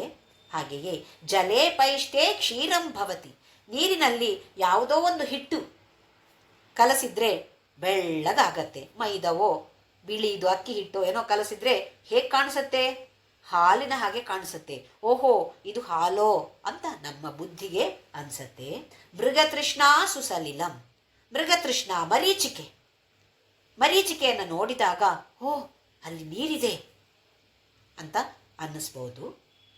ತಥಾ ಹಾಗೆಯೇ ದೇವಭ್ರಾಂತ್ಯ ಭಜತಿ ಭವತ್ ಅನ್ಯಂ ಜಡಜನಃ, ಜಡರಾದ ಜನರು, ಹೆಚ್ಚು ಬುದ್ಧಿಯ ಇಲ್ಲದಂತಹ ಮೂರ್ಖರು ಏನು ಮಾಡ್ತಾರೆ, ನಿನ್ನನ್ನು ಬಿಟ್ಟು ಬೇರೆ ಎಲ್ಲ ದೇವತೆಗಳನ್ನು ಪೂಜಿಸ್ತಾರೆ. ತಥಾ ಭ್ರಾಂತಿಯಿಂದ ದೇವ ಭ್ರಾಂತ್ಯಾ ಭವತಿ, ಅವರೇ ಎಲ್ಲ ದೇವರು ಅಂತ ಹೇಳಿ ಬೇರೆ ದೇವತೆಗಳನ್ನು, ನಿನ್ನನ್ನು ಬಿಟ್ಟು ಈ ಭ್ರಾಂತಿಯಿಂದ ಬೇರೆ ದೇವತೆಗಳನ್ನು ಅವರು ಪ್ರಾರ್ಥನೆ ಮಾಡ್ತಾ ಇರ್ತಾರೆ ಅಥವಾ ಪೂಜೆ ಮಾಡ್ತಿರ್ತಾರೆ. ಮಹಾದೇವೇಶಂ ತ್ವಾಂ ಮನಸಿ ಚ ನಮತ್ವ ಪಶುಪತೆ, ನಿನ್ನ ವಿಚಾರವನ್ನ ನಿಜವಾಗಿ ಏನು ನೀನು, ಯಾರು ನೀನು ಅಂತ ಅರಿವು ಇಲ್ಲದೆ ಹಲವಾರು ದೇವತೆಗಳನ್ನು ಪೂಜಿಸ್ತಾ ಇರ್ತಾರೆ. ಇದು ಭ್ರಾಂತಿ, ಒಂದು ಭ್ರಾಂತಿಯಿಂದ ಅವ್ರು ಹಾಗೆ ಮಾಡ್ತಿರೋದು. ಯಾರು ಇವರು? ಸುಧಿ, ಒಳ್ಳೆ ಬುದ್ಧಿ ಇರುವವರಲ್ಲ. ಇವರು ಜಡ ಜನರು. ಏನು ಜಡ ಅಂದರೆ ನಮಗೆ ಗೊತ್ತಿದೆ, ಯಾವುದರಲ್ಲಿ ಒಂದು ಆಸಕ್ತಿ ಇಲ್ಲ. ಆಸಕ್ತಿ ಇರೋದೇನು? ಏನು ಕೆಲಸ ಮಾಡದೆ ಅತೀ ಕಡಿಮೆ ಕೆಲಸ ಮಾಡಿ ಜಾಸ್ತಿ ದುಡ್ಡು ಸಂಪಾದನೆ ಮಾಡಬೇಕು. ಹೆಚ್ಚು ಕೆಲಸ ಕೊಡಬಾರ್ದು, ಹೆಚ್ಚು ಕೆಲಸ ಕೊಟ್ಟರೆ ಕಷ್ಟ. ಕಡಿಮೆ ಕೆಲಸ, ಸಂಪಾದನೆ ಮಾತ್ರ ತುಂಬ ಇರಬೇಕು. ಅಂದರೆ ಇಲ್ಲಿ ಏನು ಹೇಳ್ತಿದ್ದಾರೆ ಅಂದರೆ, ಈಗ ಹಿಂದಿನ ಒಂದು ಶ್ಲೋಕದಲ್ಲಿ ಹೇಳಿದ ಹಾಗೆ ಎಲ್ಲ ಬೇರೆ ದೇವತೆಗಳನ್ನು ಪೂಜಿಸಬಾರ್ದು ಅಂತಲ್ಲ. ಯಾರದು, ಯಾವ ದೇವತೆ, ಯಾವುದೋ ಒಂದು ಹೆಸರು ಕೊಟ್ಟಿರ್ಬೋದು. ಹಾಗೆ ಹೆಸರಿದ್ರೂ ಕೂಡ, ಆಕಾರ ಒಂದು ದೇಹದ ಆಕಾರ ಇದ್ದರೂ ಕೂಡ, ನಾಮ ಬೇರೆ ಇರ್ಬೋದು, ರೂಪ ಬೇರೆ ಇರ್ಬೋದು. ಆದರೆ ಎಲ್ಲವೂ ಕೂಡ ಆ ಪರಮಶಿವನೇ. ಅಲ್ಲಿಯೂ ಪರಮಶಿವ ಅಂದರೆ ಏನು, ಇದರ ಬಗ್ಗೆ ಅರಿವು ಇಲ್ಲದೆ ಅವರು ಈ ಥರ ಪೂಜೆಯನ್ನು ಮಾಡ್ತಿದ್ದಾರೆ. ಅಂದರೆ ನಮಗೆ ಎಚ್ಚರಿಕೆಯನ್ನು ಕೊಡ್ತಿದ್ದಾರೆ. ಅವ್ಯಭಿಚಾರ. ವ್ಯಭಿಚಾರ ಅಂದರೆ ಏನು? ಒಬ್ಬರೇ ಅಲ್ಲದೆ ಬೇರೆ ಹಲವಾರು ಜನರನ್ನು ಇಟ್ಟುಕೊಂಡಿರೋದಕ್ಕೆ ವ್ಯಭಿಚಾರ ಅಂತ ಹೆಸರು. ಹಾಗೆ ಇಲ್ಲಿ 13ನೇ ಅಧ್ಯಾಯದಲ್ಲಿ ಭಗವಂತ ಅದನ್ನು ಕೂಡ ಹೇಳ್ತಾನೆ. ಅವ್ಯಭಿಚಾರಿಣಿ, ಬೇರೆ ಯಾರ ಮೇಲೂ ದೃಷ್ಟಿ ಹಾಕದೆ ಒಂದೇ ಇಷ್ಟ ದೇವತೆ ಯಾರೋ ಆ ದೇವತೆಯ ಮೇಲೆ ಮಾತ್ರ ಫೋಕಸ್ ಮಾಡುವಂಥದ್ದು, ಇದು ಅವ್ಯಭಿಚಾರ. ಹಾಗೆಯೇ ನನಗೆ ಇಷ್ಟ ದೇವತೆ ಶ್ರೀರಾಮ, ಹಾಗೆಂತೇಳಿ ನಾನು ಬೇರೆ ದೇವರನ್ನು ಪೂಜೆ ಮಾಡೋದಿಲ್ವೇ? ಕೃಷ್ಣನನ್ನು ಪೂಜೆ ಮಾಡಬಾರ್ದಾ ಹಾಗಾದರೆ? ಅಥವಾ ಗಣೇಶನನ್ನು ಲಲಿತೆಯನ್ನು ಪೂಜೆ ಮಾಡಲೇಬಾರ್ದಾ? ಇದು ವ್ಯಭಿಚಾರವಾ? ಅಲ್ಲ, ಹೀಗೆ ಹೇಳ್ತಿರೋದಲ್ಲ. ಲಲಿತೆಯನ್ನು ಪೂಜೆ ಮಾಡಿದ್ರು, ಸಾಯಿಬಾಬನನ್ನು ಪೂಜೆ ಮಾಡಿದ್ರು ಕೂಡ ನನ್ನ ಇಷ್ಟ ದೇವತೆಯಾದ ಶ್ರೀರಾಮನೇ ಅಲ್ಲಿರುವಂಥದ್ದು. ಇದು ಸಾಯಿ ಸಚ್ಚರಿತೆಯಲ್ಲಿ ಕೂಡ ನಾವು ನೋಡ್ತೇವೆ. ಯಾರೋ ನನಗೆ ಸಾಯಿಬಾಬನ ಮೇಲೆ ಯಾವ ಇದು ಇಲ್ಲ, ಶ್ರದ್ಧೆ ಇಲ್ಲ, ವಿಶ್ವಾಸ ಇಲ್ಲ, ದೇವರಲ್ಲ ಅಂಥೇಳಿ ಕಡೆಗೆ ಸರಿ ಯಾರ್ದೋ ಒತ್ತಾಯಕ್ಕೆ ಅಲ್ಲಿ ಹೋದ್ರು, ಅವರಿಗೆ ಅಲ್ಲಿ ಕಾಣೋದು ಆ ಇಷ್ಟ ದೇವತೆಯೇ. ಇದನ್ನು ಆದಿಶಂಕರಾಚಾರ್ಯರು ತಿಳಿಸಿಕೊಡ್ತಿದ್ದಾರೆ. ಯಾವುದೇ ದೇವತೆಯನ್ನು ಪೂಜೆ ಮಾಡಿದ್ರೂ ಕೂಡ ಜಡ ಜನ ಆದರೆ ನಾನು ಈ ದೇವತೆ, ನನಗೆ ಈ ದೇವತೆಯೇ ಇಷ್ಟ ದೇವತೆ, ನಿಮ್ಮ ದೇವರೆಲ್ಲ ನಾನು ಪೂಜೆ ಮಾಡೋದಿಲ್ಲ, ಈ ಥರ ವಾದದಲ್ಲಿ ಬೀಳ್ತಾರೆ. ಇವ್ರಿಗಿಂತ ಅವರು ಶ್ರೇಷ್ಠ, ಆ ದೇವರು ಶ್ರೇಷ್ಠ, ಇವರೇನಂತ ಕೇಳಿದ್ದೆಲ್ಲ ಕೊಡೋದಿಲ್ಲ, ಈ ದೇವರು ಕೇಳಿದ್ದೆಲ್ಲ ಕೊಡ್ತಾರೆ ಅಂಥೇಳೆಲ್ಲ ಮಾತಾಡ್ತಾರೆ. ಅದು ಯಾರು? ಜಡ ಜನರು. ಉತ್ತಮ ಬುದ್ಧಿ ಇರುವಂತಹ ಮನುಷ್ಯರು ಹಾಗೆಲ್ಲ ಹೇಳೋದಿಲ್ಲ. ಯಾಕೆಂದರೆ ಅವರಿಗೆ ಗೊತ್ತಿದೆ, ಯಾವುದೇ ದೇವತೆ ಇರಲಿ, ಆ ದೇವತೆಯೇ ನನ್ನ ಇಷ್ಟ ದೇವತೆ ಈ ರೂಪದಲ್ಲಿ ಬಂದಿರುವಂಥದ್ದು. ಅಥವಾ ಆ ಪರಬ್ರಹ್ಮ, ನಿರ್ಗುಣನಾದ, ನಿರ್ವಿಕಾರನಾದ, ನಿರಾಕಾರನಾದ ಆ ಪರಬ್ರಹ್ಮ ಈ ಸಗುಣ ರೂಪದಲ್ಲಿ ಬಂದು ಈ ನಾಮವನ್ನು ಹೆಸರು ಕೊಟ್ಟಿದ್ದಾರೆ. ರೂಪ, ಒಂದು ರೂಪವನ್ನು ಈ ಸಗುಣಕ್ಕೆ ಕೊಟ್ಟಿರುವಂಥದ್ದು ಅಂತ ಹೇಳುವ ಭಾವನೆ ನಮ್ಮಲ್ಲಿ ಇರಬೇಕು ಅಂತ ಆದಿಶಂಕರಾಚಾರ್ಯರು ನಮಗೆ ತಿಳಿಸಿಕೊಡ್ತಿದ್ದಾರೆ. ಮುಂದಿನ ಶ್ಲೋಕ.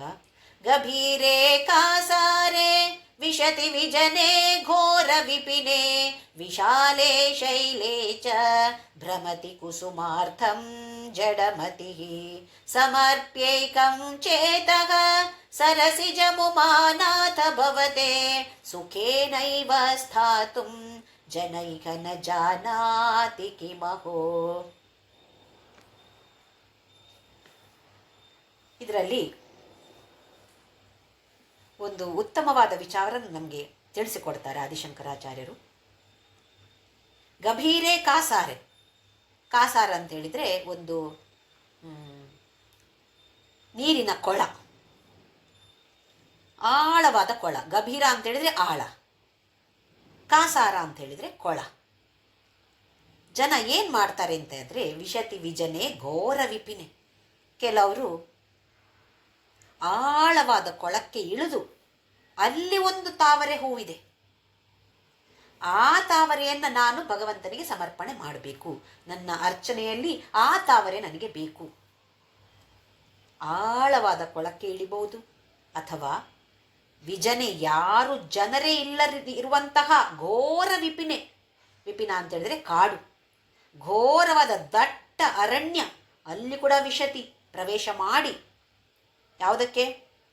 ಆ ಒಂದು ಹೂ ಅಲ್ಲಿದೆ, ಆ ದಟ್ಟ ಅರಣ್ಯದಲ್ಲಿ ಅದೊಂದು ಹೂವಿದೆ, ಆ ಹೂವನ್ನು ನಾನು ಸಮರ್ಪಣೆ ಮಾಡಬೇಕು ಭಗವಂತನಿಗೆ.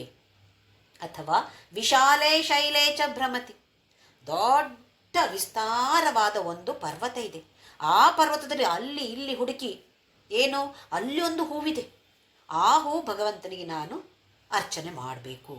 ಕುಸುಮಾರ್ಥಂ ಜಡಮತಿ, ಹೀಗೆ ಬುದ್ಧಿ ಇಲ್ಲದೆ ಇರುವಂತಹ ಮೂರ್ಖರು ಭ್ರಮತಿ, ಅಲ್ಲಿ ಇಲ್ಲಿ ತಿರುಗುತ್ತಾರೆ. ಯಾವ ಕೊಳದಲ್ಲಿ ಅಷ್ಟು ಉತ್ತಮವಾದ ತಾವರೆ ಇದೆ, ಚಂದವಾದ ತಾವರೆ, ಸುಂದರವಾದ ತಾವರೆಯನ್ನು ನಾನು ಭಗವಂತನಿಗೆ ಸಮರ್ಪಣೆ ಮಾಡಬೇಕು. ಸಮರ್ಪ್ಯೇಕಂ ಚೇತಃ ಸರಸಿಜಂ, ಸರಸಿಜ ಅಂತ ಹೇಳಿದ್ರೆ ತಾವರೆ. ಯಾವ ತಾವರೆಯನ್ನು ಸಮರ್ಪಣೆ ಮಾಡಬೇಕು? ಒಂದೇ ಒಂದು ತಾವರೆ ಬೇಕಾಗಿರೋದು, ಚೇತಸ್, ನಮ್ಮ ಮನಸ್ಸಿನಲ್ಲಿ ಹೃದಯ ಕಮಲ, ಮನಸ್ಸು ಅಂತ ಹೇಳುವ ಈ ತಾವರೆಯ ಒಂದೇ ಒಂದು ಸಾಕು. ಯಾವ ಕೊಳದಲ್ಲಿ ಹುಡುಕಬೇಕಾಗಿಲ್ಲ, ಯಾವ ಘೋರವಾದ ದಟ್ಟ ಅರಣ್ಯದಲ್ಲಿ ಹೋಗಿ ಹುಡುಕಬೇಕಾಗಿಲ್ಲ, ಎಲ್ಲಿ ಬೆಟ್ಟ ಪರ್ವತದಲ್ಲಿ ಹುಡುಕಬೇಕಾದ ಅಗತ್ಯ ಇಲ್ಲ. ಹಾಗೆ ಹುಡುಕುವಂಥವರು ಜಡಮತಿಗಳು, ಮೂರ್ಖರು, ಗೊತ್ತಿಲ್ಲದೆ ಇರುವಂಥವ್ರು, ವಿಚಾರವನ್ನ ತಿಳಿಯದೇ ಇರುವಂಥವರು. ವಿಚಾರ ತಿಳಿದಿರುವಂಥವರು ಏನು ಮಾಡಬೇಕಾಗಿದೆ? ಮನಸ್ಸು ಅಂತ ಹೇಳುವ ಒಂದೇ ಒಂದು ಹೃದಯ ಕಮಲವನ್ನ ಸಮರ್ಪಣೆ ಮಾಡಿದರೆ ಸಾಕು ಅಂತ ಹೇಳ್ತಿದ್ದಾರೆ ಆದಿಶಂಕರಾಚಾರ್ಯರು. ನಮ್ಮಲ್ಲಿ ನೋಡಿ, ಕೆಲವರು ಬೆಳಿಗ್ಗೆ 5:30 6 ಗಂಟೆಗೆ ಬೇರೆ ಯಾರು ಇಲ್ಲದೆ ಇರುವ ಸಮಯದಲ್ಲಿ ವಾಕಿಂಗ್ ಹೋಗೋದು. ಬೆಳಿಗ್ಗೆ ಕೈಯಲ್ಲೊಂದು ಕೋಲು, ಆಮೇಲೆ ಇನ್ನೊಂದು ಕೈಯಲ್ಲೊಂದು ಪ್ಲಾಸ್ಟಿಕ್ ಕವರು. ಏನು ಮಾಡ್ತಾರೆ?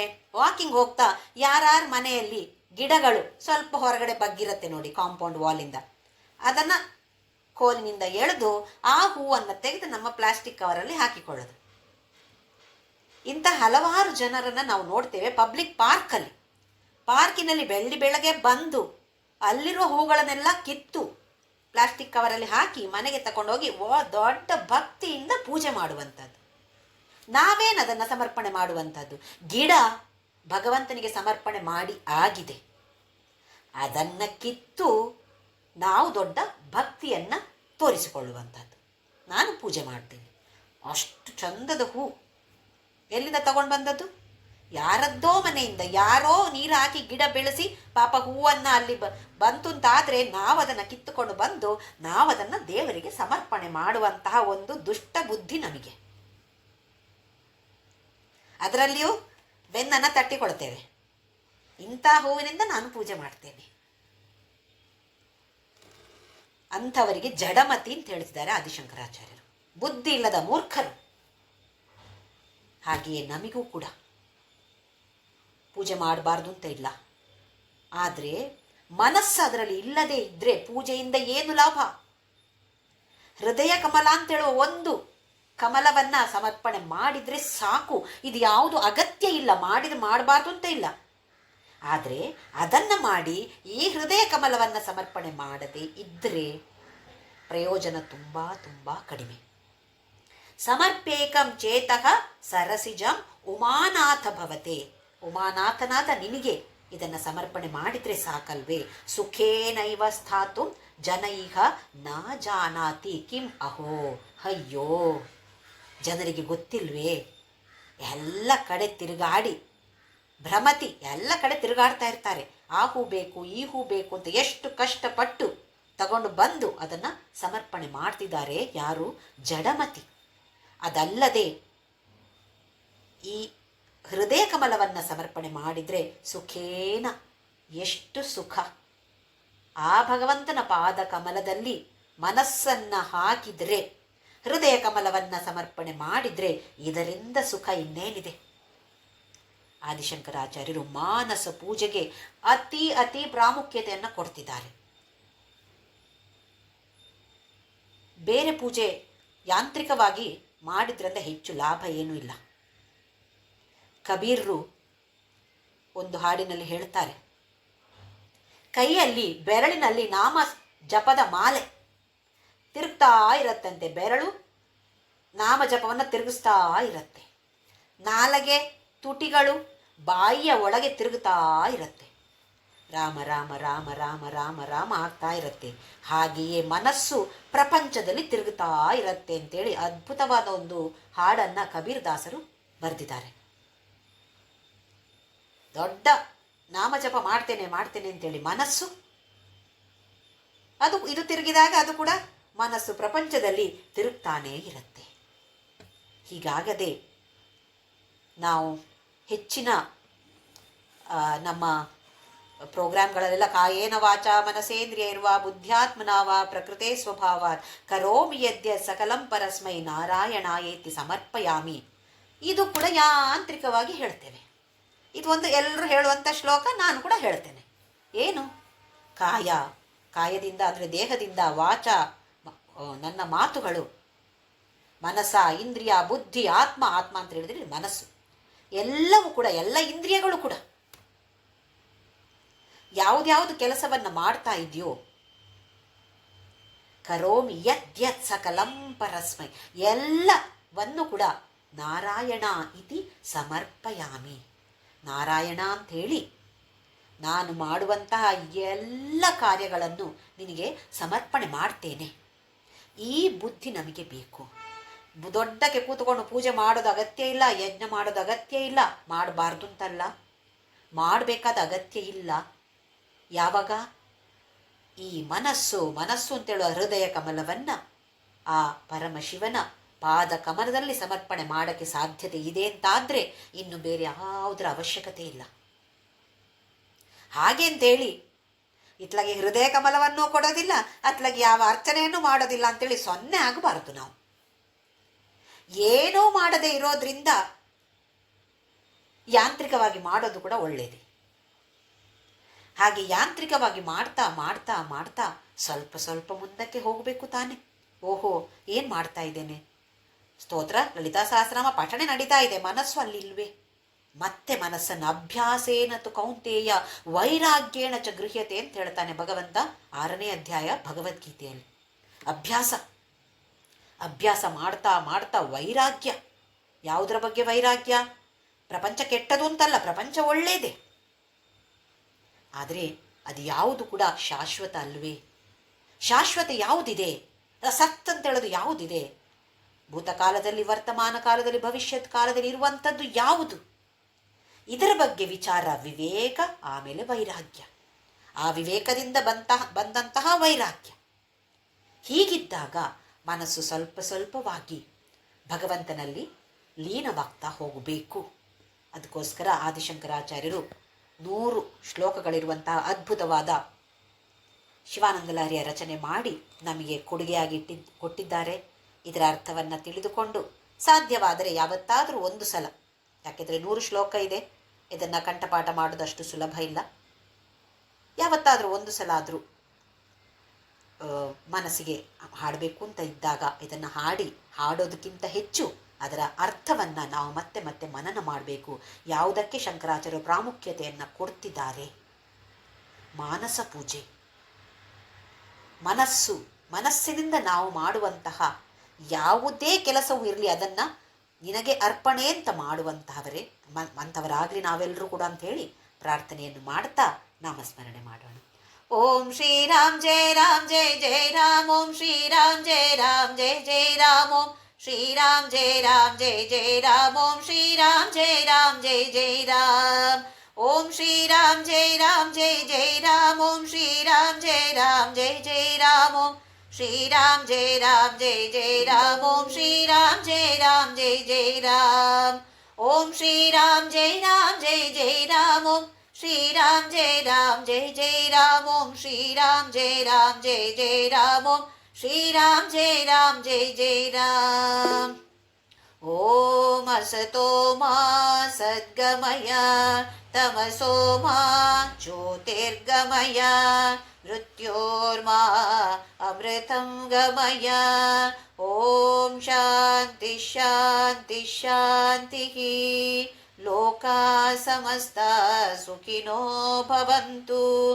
ಲೋಕಾ ಸಮಸ್ತ ಸುಖಿನೋ ಭವಂತು. ಲೋಕಾ ಸಮಸ್ತ ಸುಖಿನೋ ಭವಂತು.